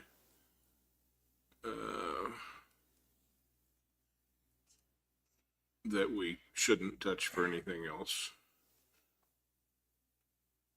We have a capital outlay line that we didn't really earmark for anything, just to balance out that fund that has over 600,000 in it. We've got a contractual line, which we do use things out of that, just as something comes up through the year that we weren't expecting. But so far, well, what we projected last year, we were going to spend 172 out of that, and we had 633 budgeted. I've got 670 in this year's budget. I can look at what we've actually spent in budget so far on it. And we're talking a truck and a trailer too besides. Truck, trailer, and a backhoe. I mean, it's really going to come down to how much do you want to keep in reserve, or do you want to allocate some of that? But there is money there we could allocate to that project if we need to. You just say it takes a backhoe and instead of a track load, or not a track loader, but a rubber tired loader or anything. I mean, Well, the problem with the rubber tire loader is there's no way to get on down to pack it down. get more, so you can get more weight on. Yeah. You need something that's gonna reach down. Reach in and pack it with a. What do you use just the back bucket, or is there another type of tool they put on that, or? I've always said just use the bucket. Yeah, Back bucket, I okay. mean, Just the tip it. trailer's wide enough. I don't see where you're gonna get anything with it. Yeah. We've spent 80,000 out of that contractual line item in contingency this year. So There's far. still 589 in there at the moment.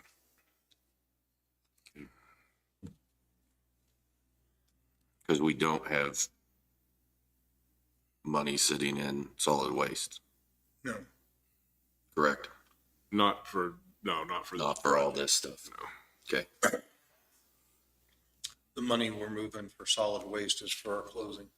Yeah, and that's a Right. line item of its own. Right. We're Don't keeping so much bother. a year for Yeah. the closing of the seals. Right. Okay.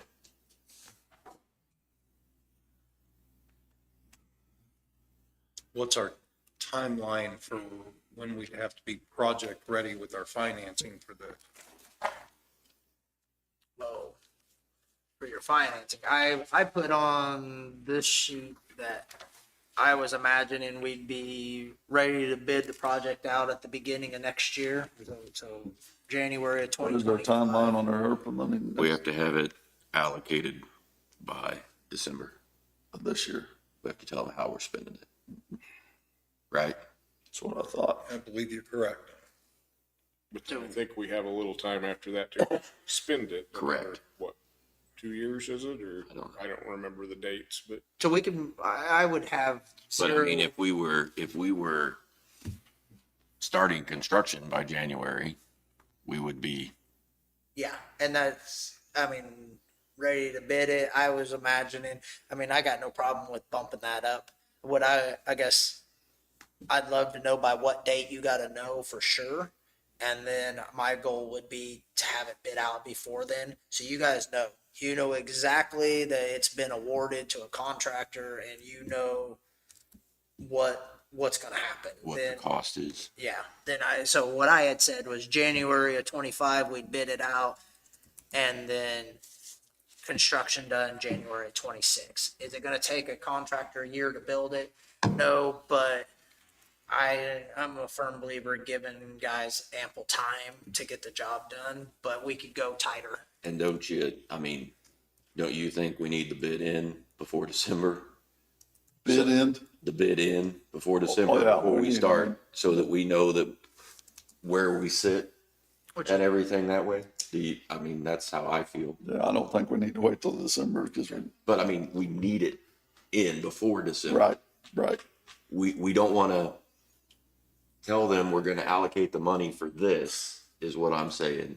And not know. Yeah. And then our bid come in high, Yeah. or our bid, We right? need it a couple months ahead of time before we know what we're going to do. So we got a way of going back and cutting or what we want to do. Advertising it 1st of November is gonna take, Suck. well, it's just gonna take a lot. I mean, I'm trying to work time frame in my mind, and we're July. I'll have Geo done by August, September, October. I honestly, when I look at it that way, having it ready to bid by early to mid October, Could be advertise possible. is possible. We'll do a 30-day advertisement unless there's, so it's something that's complicated. I like to give a lot of time. So then that would bid it out by November 15th. 30 days. Yeah. And so we have bids in so that we could make our decision at that point. Yep. Yeah, that's doable. Okay. I would love to know. That's how I'd like to be. I'd love to know for sure, but but what is the date so that or before it. But if with the idea that you've got to have it allocated by December 1st, November 15th. Like to would go give get you- that. And then, I can. And how much we have sitting there.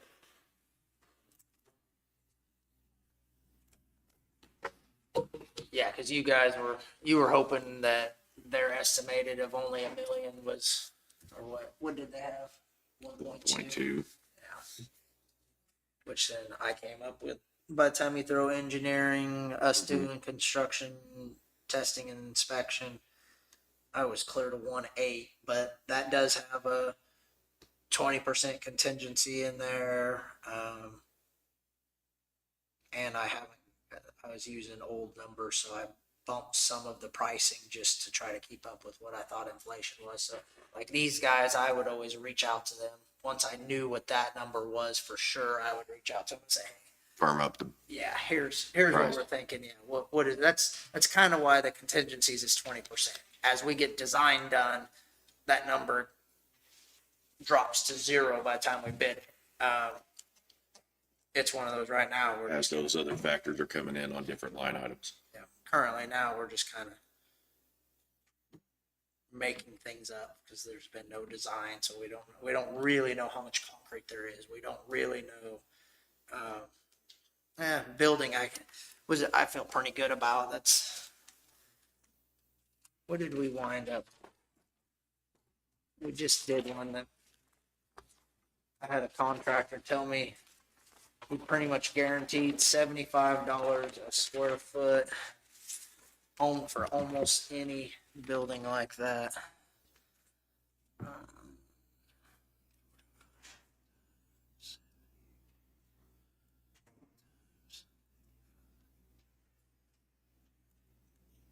think it was 236. What did I?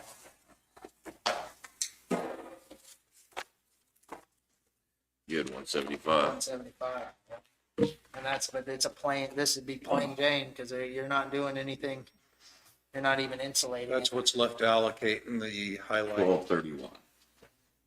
We've got till the end of December to allocate, And to use it for 2 years. And and we've got to be done by 12/31/2026.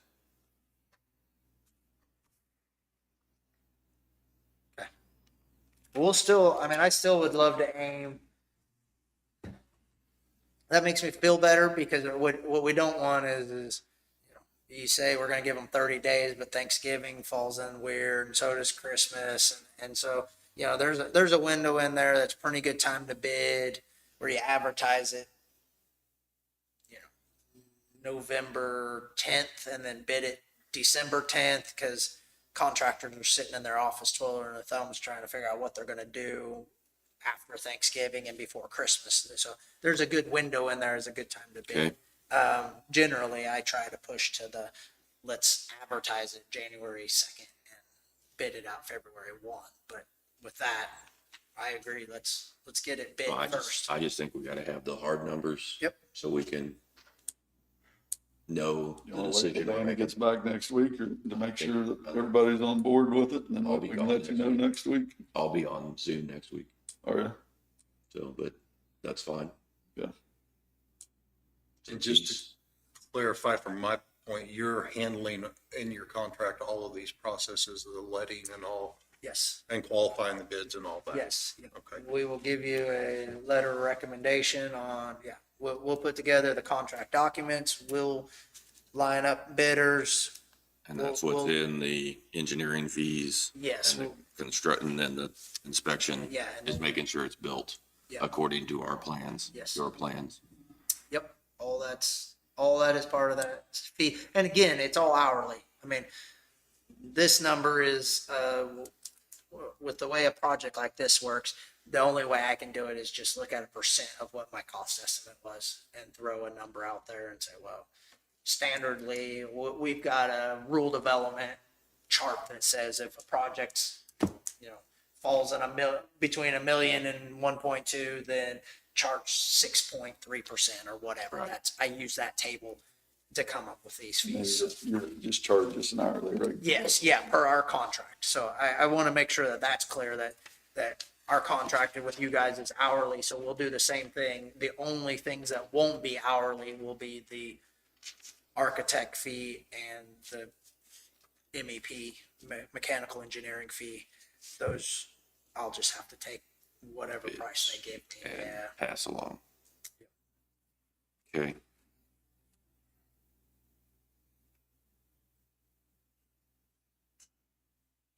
I'm good with it.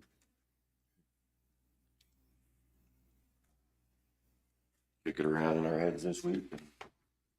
Next week. I will send you a different one of these. I brought this ready to sign, but I'll send you a different one with the time frame Okay. updated to what our conversation has been. Please copy myself and Jessica on that. Okay, yes. We Yep. got it. Then just so, you're saying this is out, so we'll have to move the lagoon to stay on this side of the fence for the turning radius. Well, to know exactly where that tire monofil is, we would have to get it resurveyed.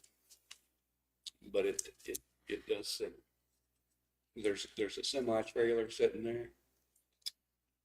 It's there for landfill. Yeah, okay, yeah. It's sitting right in there.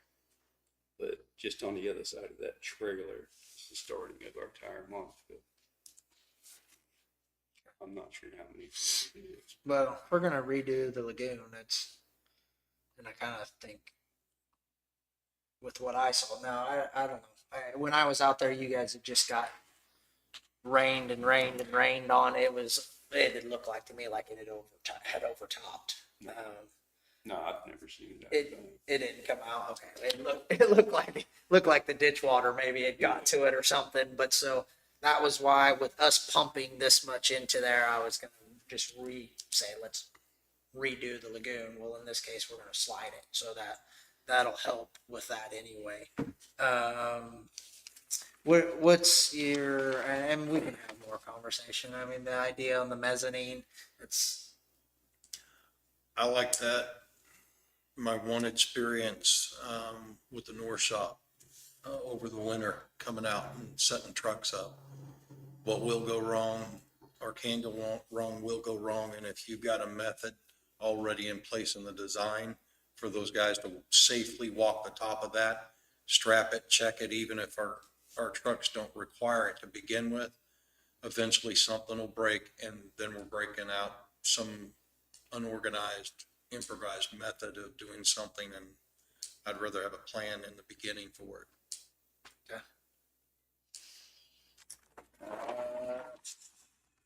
and then like I said, we'll throw, I especially with funds being as tight as they are, we'll just bid the 2-inch hardened slab as an alternative, and then we can make the decision once you're staring at the dollars. Okay. Because I realize where you guys are on using the ARPA money and then having to come up with the extra. If we get really good bids, then you may turn and go, hey, we'll just, let's do that. It makes good sense. Or I also get let's kick that can 10 years down the road. Know that we're going to have it coming and start budgeting for it. Exactly. I always tell company or municipalities, you need to have a running what's going to fail around here and be trying to put money away. Doesn't seem like very many do a good job of it, but the ones that do, when they call you up and say, well, we need a new lift station and we've got the money sitting here because we've been putting away for you. That's way better than not having it. So Definitely. okay, I'll get you this, and then Thank you, you Randy. guys can discuss. Yeah. Thank you. Yep. Thanks. That's Al. Water line is the only other thing that maybe we ought to discuss. You know anything about it?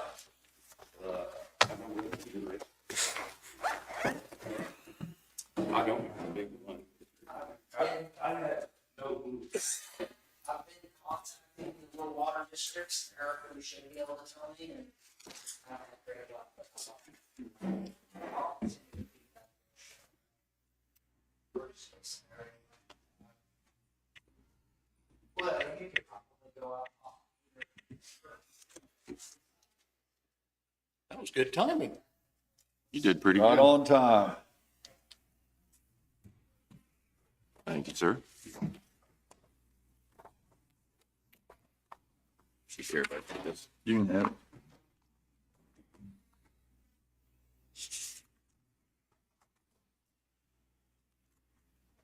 Gotta tuck it in my folder.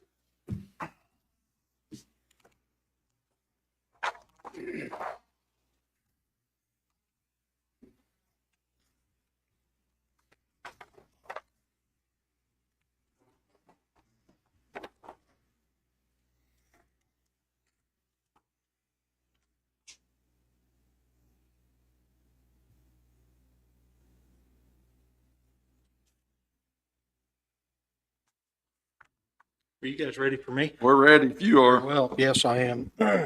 Commissioners, I want to bring to light in my proposal that I sent you, I have an issue, a mistake, and it's on page 8, and it doesn't affect the dollars and cents. It's the wording that I put into my proposal. And I guess for the camera, my name's Kevin Friend. I'm Sheriff of Linn County. So today we'll be presenting our 2025 proposed budget, and I have a lot of information, but on page 8, it will be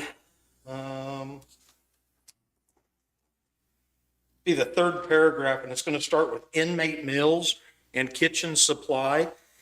In that statement, I said that budget's going to remain at the current amount, which is $153,100, and then on down, I type that, and then on down I go in and say, we're going to increase that to $154,000 for a $900 increase in that budget. And the language is conflictual in there. And I wanted to bring that to your attention. And that way, when the public would hear that as well, they're going to be, hey, you said it was going to stay the same, and then it went up $900. I had already sent that to the county clerk. So I just wanted to bring it to your attention today so you would understand that I made that mistake. I think everything else ought to probably be pretty much as it is. In my first several pages of this, which I'm going to have to you here in just a minute, talks about who we are, who the Linn County Sheriff's Office is, and the what we do, and the people that are at our project, and what those folks do, what positions are, and things like that. So I'm going to do it a little bit different this year. You guys know I always mix things up, do them a little different. I try to give you guys all the information that you wanted. I am saddened to see that Danny's not here because a lot of that information he specifically requested. But nevertheless, we'll talk to you about who we are and then what we spend the money on from our project. Also, we'll be talking about what our project is doing for the county, and you guys are very familiar with that. So with all of that, we'll go ahead and get started here in just a sec. Linn County Sheriff's Budget Proposal for 2025. The Sheriff of Linn County and all the staff thereof work daily to attain our mission, which is as follows. Mission Statement.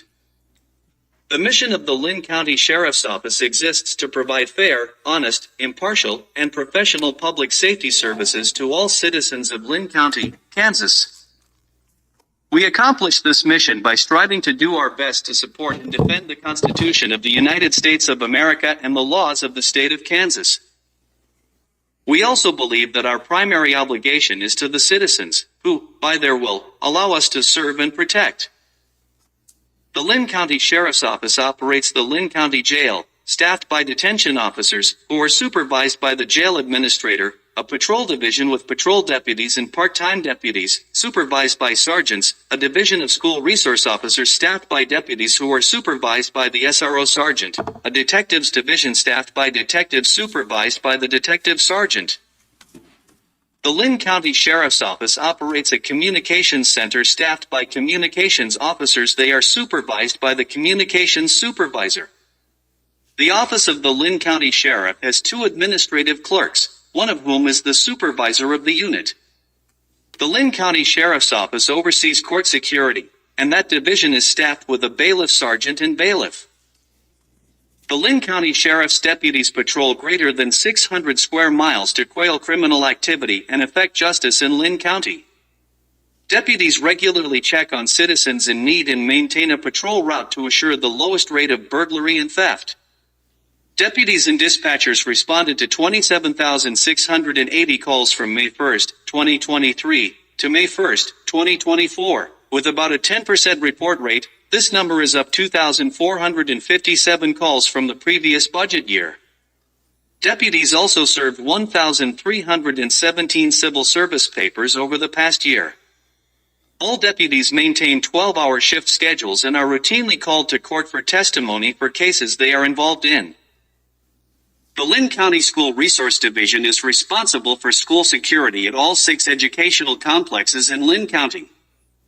The division provides about 12,500 hours of security in the school settings. They provide training and education to the children of Linn County with various activities in an array of classes.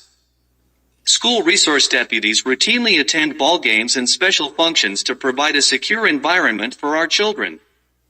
School resource deputies are responsible for reporting measures for any criminal activity in the school of their assignment. School resource deputies work many child in need of care cases on a yearly basis. In the past year, SRO deputies have produced on average 403 calls for service per month for a total of 4,837 calls for service. The deputies assigned to this division also work to have a positive influence on the children of Linn County. This has proven on many occasions to be very beneficial in our strong bond with our young citizens. When the division is out of school for the summer, the members patrol Linn County and work on special projects about Linn County. The SRO deputies cover vacations for patrol deputies. This alone saves Linn County a large sum in overtime that would be paid for coverage to patrol deputies who would be covering shifts at an overtime rate.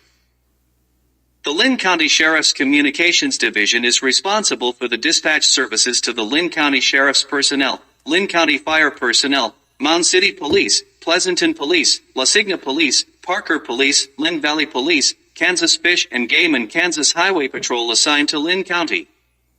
The Communications Division responded to 5,407 emergency 911 calls from May 1st, 2023 to May 1st, 2024. This number has remained steady since 2022 and answers thousands of non-emergent calls per year. The Communications Division is responsible for all incoming and outgoing dispatches for 27,680 calls for the period of May 1st, 23 to May 1st, 24. The division is also responsible for the entry of warrants and assures the process for many standards such as the National Crime Information Center, NCIC. The Linn County Detectives Division is responsible for the investigation of each case that warrants further investigation or follow-up. The Linn County Sheriff's Office handled 1,074 cases this past year, May 1st, 2023 to May 1st, 2024. Approximately 15%, 161, of those calls require substantial investigative measures. The division handles all child abuse cases and most felony cases in Linn County. They work closely with outside agencies and prosecutors in the region. The Linn County Sheriff Bailiffs Division is responsible for all security in the Linn County Court. The division offers over 4,000 hours of security to court staff and judiciaries. The division acts as a liaison to law enforcement from the court and handles all data that goes to the court from the sheriff's office and vice versa. Bailiffs routinely serve civil process papers and assist with a sundry of information to citizens in the court. In the past year, bailiffs have been assigned 2,010 calls for service to assist citizens of Linn County. When court is not in session, bailiffs will patrol just as any other deputy. Bailiffs are cross-trained and can serve in many functions. In this past year, bailiffs have been assigned the research of persons with warrants and assisted in the reduction of warrants at the sheriff's office. The Linn County Sheriff's Office Administration Division is responsible for all incoming administrative calls. The number of calls reaches into the 100s per day. They also process all vehicle identification inspection paperwork, and all subpoenas and summons that are incoming to the office. The administrative staff is responsible for all contractual work on the facility as well as all filings to the sheriff's office. The staff also assures financial compliance and keeps all records of employees' training and acts as the training coordinator for all staff. The division also supervises all registered offenders for compliance and oversees 74 offenders on a regular basis. We have one of the highest ratings in the state of Kansas for compliance. There are many other tasks the office does on a routine basis, but the list is vast. In 2024, the Administration Division has taken on State of Kansas accreditation. This process is a long process with an expectation of completion in approximately 18 months. The Linn County Sheriff's Office is one of 12 in the state of Kansas that is taking on this responsibility. We will cover this topic toward the end of our presentation. Budget statements since 2023 in each budget proposal. On many occasions, we are asked what our 5 or 10-year outlook may be. I would suggest that in the future we will see a need to increase staffing for deputy sheriffs. We currently have 8 personnel that are call takers or patrol deputies. We are seeing calls for service rise at a high rate and will have a need for another person per shift in the years to come. This statement was in my 2023 budget, and I can assure you that in 2025 we will need more personnel in the patrol division. I would suggest that based on the call load we will request at least 2 more personnel for the patrol division. Our inmate housing project is underway and working nicely as the Linn County Jail is operating very efficiently. This process pays Linn County per diem per inmate and many costs which are budgeted and will be reimbursed for housing and transportation. This project has greatly benefited Linn County in the past year. The Linn County Sheriff has billed $1,379,282 for inmate housing and transportation from May 2023 to May 2024. Currently, our project is billing outside agencies $3,500 to $4,000 per day for housing and transportation. For the past 12 months, we have maintained an average per day billing rate of $3,778. We are proud of our operation and come to you with our 2025 budget proposal in hopes that you will finance our operation to continue the work we do in Linn County, Kansas. Thank you with all sincerity. Kevin J. A Friend, Sheriff of Linn County. Summary of budget items for 2025. Payroll budgets for all sheriff's divisions will be considered at 26 pay periods for the year of 2025, with 12 holidays factored. A 3% cost of living and merit increases are factored into this budget. Included in the budget are the following positions: 11 deputy sheriffs in the patrol division, 6 deputy sheriffs in the SRO division, 3 deputy sheriffs in the detectives bureau, 2 deputy sheriffs in the bailiffs division, 20 detention officers/administration in the jail division, 8 dispatchers in the communications division, 2 administrative clerks in the administration division, 6 part-time personnel, various positions, down 2 from 2024, 1 undersheriff, 1 sheriff. We will get into the numbers of our projects at the sheriff's office and the costs of those projects. I will try to discuss these items by line item on the budget sheet that has been supplied by the Linn County Clerk. We will continue our out-of-county housing line item at $10,000. This line item will suffice the needs for any conflict inmates or out-of-county costs for holding of warrant or other incarceration needs. As we consider risk liability for professional, vehicle and equipment insurance for 2024, we paid $81,898 and should consider a slight raise in the premium for 2025. For safety to prevent an over budget, I have added in a 5% buffer, bringing the total to $86,000.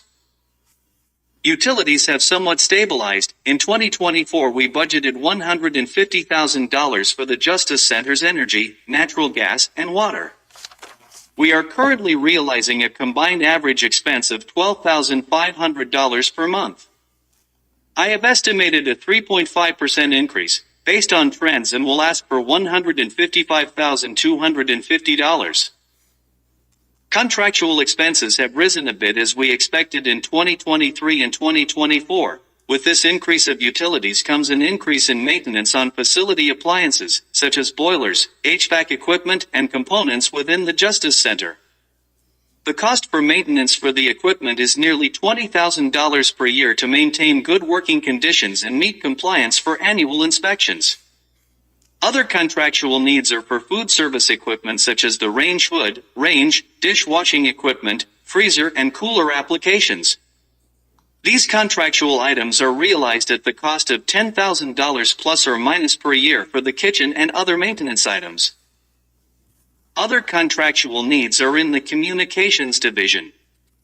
The NICE recording system for Linn County has a $7,000 per year contractual rate for service and maintenance. The platform for the ProSuite records management system is $6,000 per year.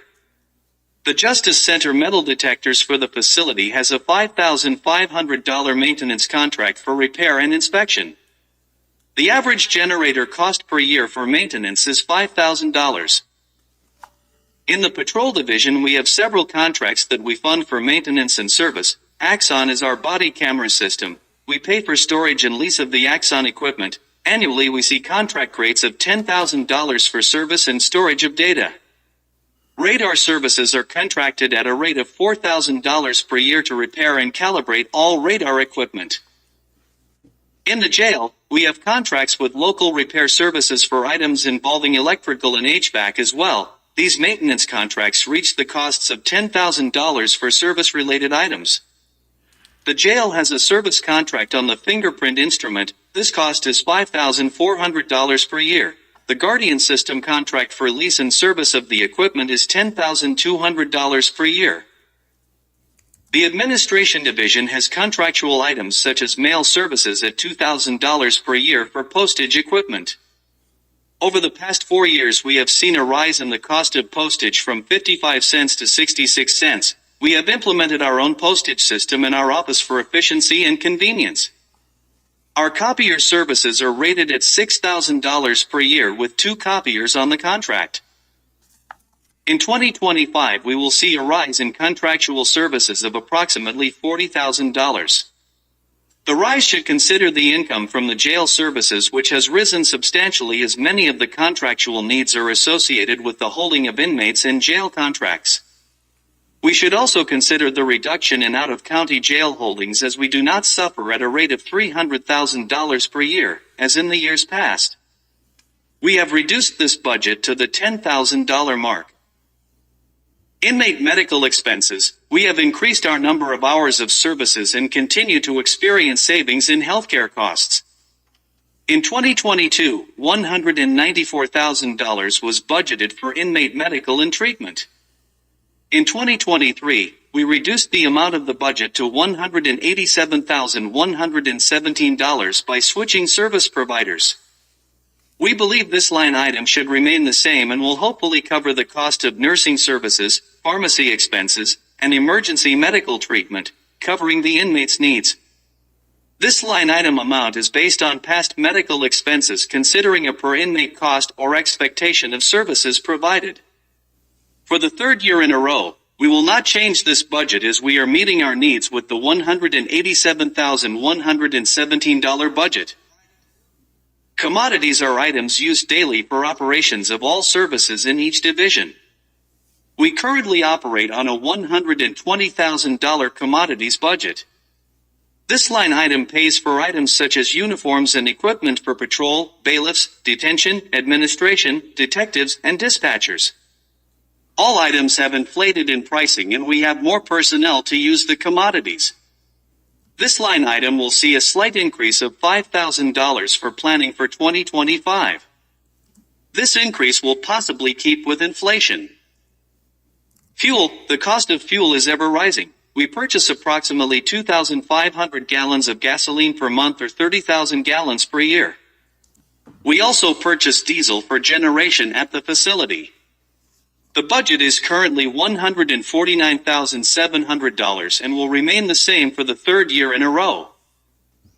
The training budget will see a small increase as to consider the number of personnel who are employed. The current budget is $46,000 and will increase to $50,000 to maintain training of personnel in the operation. Vehicle repairs will remain the same. We have added new vehicles to the fleet and have seen some costs decrease, which may override the inflation of the repair program. We did not take any increase in 2022, 2023, or 2024.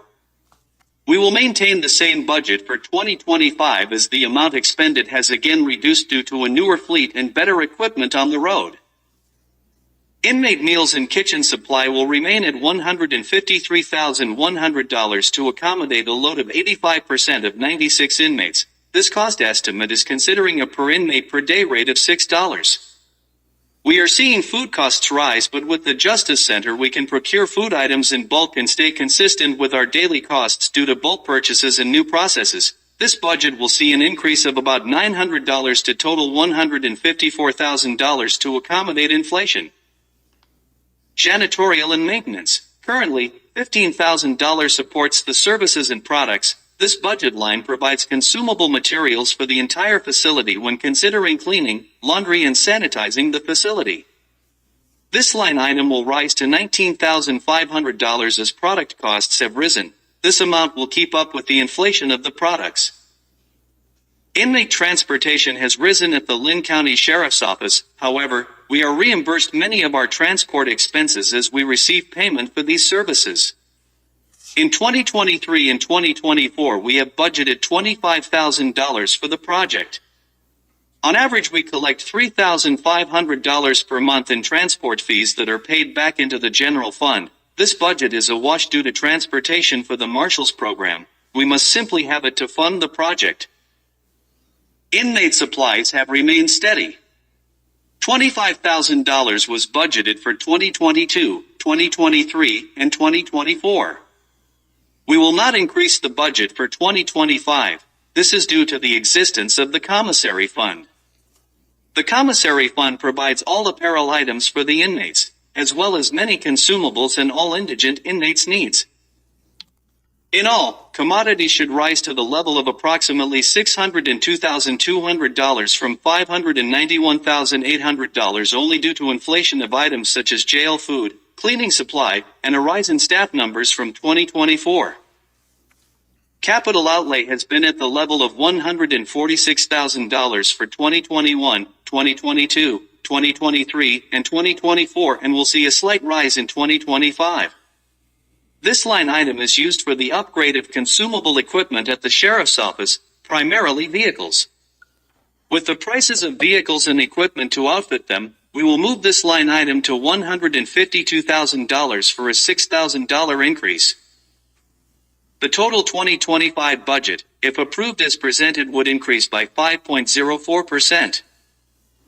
Considering jail income billed for the past 12 months, we have realized $1,379,282.39.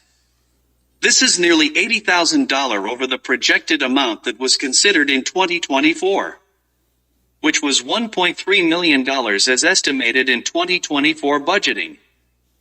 As we wrap up, I want to cover our accreditation program. Linn County is one of 12 sheriff's offices in Kansas working toward accreditation. Why does a law enforcement agency need accreditation? How can this program benefit Linn County? These are a few of the questions that I asked myself, and you may be asking yourself as well. Improves agency metrics. Following accreditation best practices in your daily activities will make your agency more effective. When a law enforcement agency commits to the accreditation process, they target excellence in all aspects of policing, including leadership, training, and resource management. They are also committing to maintaining the accreditation benchmarks on a recurring basis to retain their accreditation status over time. Enhanced transparency and accountability. Accountability to your community is another benefit of law enforcement accreditation. When communities or oversight boards have questions involving training, use of force incidents, or evidence handling, the accreditation process ensures easy access and sharing of information, which helps make an agency both accountable and transparent. Improved transparency and accountability lead to more community trust. Community leaders that know their police force is focused in working diligently towards adopting gold standards created by an accrediting body will better appreciate their law enforcement agency's dedication and service to the communities they serve. Reduced lawsuits and insurance costs. Accreditation status can make it easier for an agency to purchase liability insurance at a reduced cost. Taxpayers also benefit from an adequately insured law enforcement agency. Accredited agencies, by verified compliance with agency policies and procedures, are better able to defend themselves against costly litigations and citizen complaints. Many accredited agencies have reported a decline in actions filed against them. Professional excellence. Accredited agencies have an outside, objective stamp of approval that is earned through the internal and then the external evaluation based on the best law enforcement practices and standards available. Accreditation establishes pride and satisfaction in the agency and the confidence that accompanies success. It is my belief that one day, should a law enforcement agency not achieve accreditation, they may not be available for grant processes, or those processes may be restricted. This year, the Board of County Commission has asked to contain statutory authority pertaining to each office or department of the county. The Kansas statutes defines the duties and authority of the sheriff in Chapter 19, Article 8. This year, the Board of County Commission asked elected officials and department heads to speak on policy for Linn County. Linn County Sheriff's Office has specific law enforcement policy that applies to the office of the sheriff and actions pertaining thereto. The Sheriff's Office does utilize Linn County general policy for all human resource procedures. In this situation, we have requested policy addition pertaining to 24-hour operations such as night shift differential, If I were to suggest a policy for Linn County, I would suggest that all personnel have a tax clearance before employment and during periodic reviews. Also today, we wish to share our 3 core ideals to give the Board of County Commissioners the answer to who we are and what our values or ideals are. 3 core ideals. The goal is preventing crime. If the sheriff's office stopped crime before it happens, we don't have to punish citizens or suppress their rights. An effective sheriff's office doesn't have high arrest stats, its community has low crime rates. The key to preventing crime is earning public support. Every community member must share the responsibility of preventing crime, as if they were all volunteer members of the office. They will only accept this responsibility if the community supports and trusts the sheriff's office. The sheriff's office earns public support by respecting community principles. Winning public approval requires hard work to build reputation, enforcing the laws impartially, hiring deputies who represent and understand the community, and using force only as a last resort. Thank you for your time and consideration of the 2025 Linn County Sheriff's Budget Proposal. Gentlemen, I stand before you for questions. If you should have any regarding our proposal, I'll do my best. KPF? It'll be in the benefits budget. I'm calculating that in. Okay. Great question. Thank you. And as David explained, it will go in the benefits budget. Of course, as you know, as commissioners, we don't budget our benefits. As a matter of fact, this year was the first year that we were even given the option to go ahead and add the cost of living allowance increase into our budget. And in this budget, I have done that.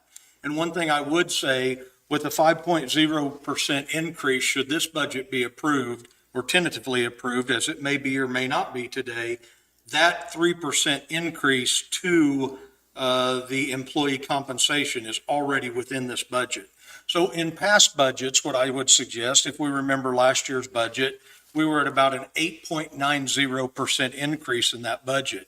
But with that budget, it did not include the 3% cost of living increase for the employees, nor did it include the 0.8% merit increase that an employee could achieve throughout the year. And both of those figures are within this budget.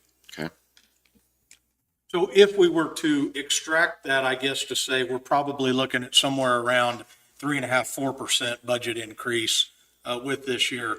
And as I explained in the document, I would believe that most of those costs are going to be to items where we've suffered inflation. A little bit of that in food, mainly in commodities. That commodity budget was up some near $40,000 for pieces and parts. If you remember last year, we brought 4 new jail staff members in to support the operation to get that to 20. So with that, those 4 new people are going to bring costs. So their equipment, their vests, their uniforms, things like that would be a part of that as well. You mentioned 2 more patrol officers. Is that included in those numbers? It is. Already? So that's in that? That is included within that budget.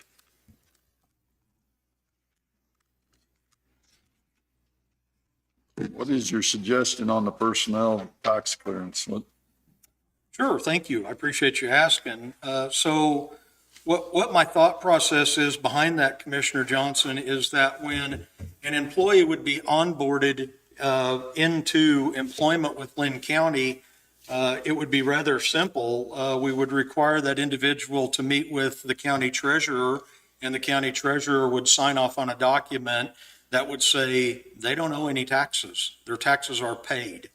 And moving forward during a periodic review, maybe you do it every 2, 3, 5 years, I don't know, you would provide your employees with that form again. They would visit the treasurer to prove that as an employee of Linn County, they're not owing taxation to the county or having not paid their taxes. I mean, if you're living on the tax dollar, your taxes ought to be paid. And that would be my suggestion as a future policy that Linn County would consider the implementation of. I can tell you, if you go to work for almost every other governmental organization, they want a tax clearance. you can't even apply for a job until you have shown, I am free and clear of taxes in this county. I don't owe anything from 2, 3, 4, 10 years ago. I'm all paid up and I'm ready. As a taxpayer in Linn County, I think it's important that the people who are receiving a paycheck with my tax dollars involved in it should have paid their taxes as well. Thank you for bringing that up, Commissioner. So just a little clarification on that would be any past due taxes. That's correct. In a year, you may owe some taxes. That's very correct. It could be last year's taxes. You could say, in 2024, you could say, we want to make sure you're caught up with your 2023 taxation. Right. Yeah, I'm not wanting it to be unreasonable. I just think it's important that living on the taxpayer's dime, we would make sure our taxes are paid. We've talked in the past about staffing and staffing concerns and being able to keep our talent and things along those lines. Have those issues kind of waned, or are they still there? I can answer that. And I believe in talking to folks who work in our organization at the sheriff's office. And I'm going to specify this to the law enforcement certified group. I think that the Kansas Police and Fire Retirement System that we are considering, I think that's going to weigh a lot as to what's going to happen with staffing. I think a lot of people they feel, because the commission agreed that that is an important project, I believe that they have a lot of hope where we're at right now. Now, when we break it down and get into compensation, Commissioner, we're still well under the curve. But other things to consider, and I think staff are considering it, is our cost of living in Linn County is a little bit lower than other communities around us. Our tax base and stuff for home ownership it might feel really high, but if you go a county or two north, it's going to feel a lot higher. So there's a lot of things like that, I believe, that are giving our staff hope. And when you talk about talent, we have a lot of it. And our staff is very highly trained to levels that supersede other law enforcement agencies, and we're very proud of that. So I do believe that forging forward with employee compensation items are very important to Linn County. And I think that over the last couple of years, we have done a few things to better that, if you will. I still believe, and I've kind of testified to it before, is that our matrix system, it feels, I'm just going to come out and say it feels a little broken because when we start talking about employees who are doing excellent work in Linn County, who are truly striving for perfection, but they're finding excellence along the way, and they are able to get that merit increase, that 0.8% feels pretty small sometimes. And it would be nice to see compensation levels be at greater than 0.8%. Because when I start looking at my lower end staff, and I'm talking on the matrix level of staff who would fall in the 8, 9, 10 categories of the matrix, that would average out probably at 13 to 20 cents per hour, possibly. And for coming in and doing something great throughout the past 12 months and only seeing a 13-cent increase in your hourly wage, that could be, I hate to say this because an increase is an increase, but it could feel demeaning to some. And I've actually heard that. I have heard statements like, I worked my tail off and I put a couple projects together this year and I came through with it for 13 cents an hour. So when we're considering that, that's not a lot of dollars at the end of the year. And I know an increase is an increase. I'm just relaying to you what my staff has shared with me. Thank you, Sheriff. Thank you, sir.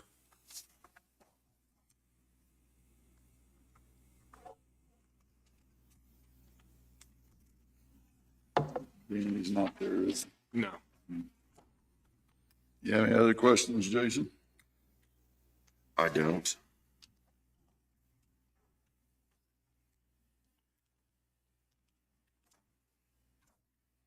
need to wait for Danny to? Is that okay if we wait for Danny, just let him look at it, and I mean, and then he can send it over and we can make him. Yeah, absolutely. I Get our have no issues conditions at all. I approved. just wanted to get it to you.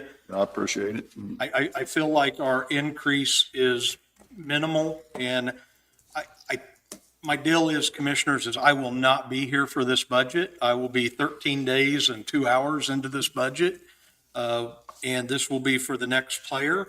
And my job here was to do my best to keep them in financial compliance with this budget moving forward, so they wouldn't have to come in and see overages and things like that. Of course. Any other questions for me, commissioners? I don't have any. Thank you, Kevin. Thank you. Appreciate your time. Thank you. You have anything else, David? Nope. You? Nope. I make a motion with adjourn then. I'll second it. It's been moved and seconded. All in favor? Aye. Aye.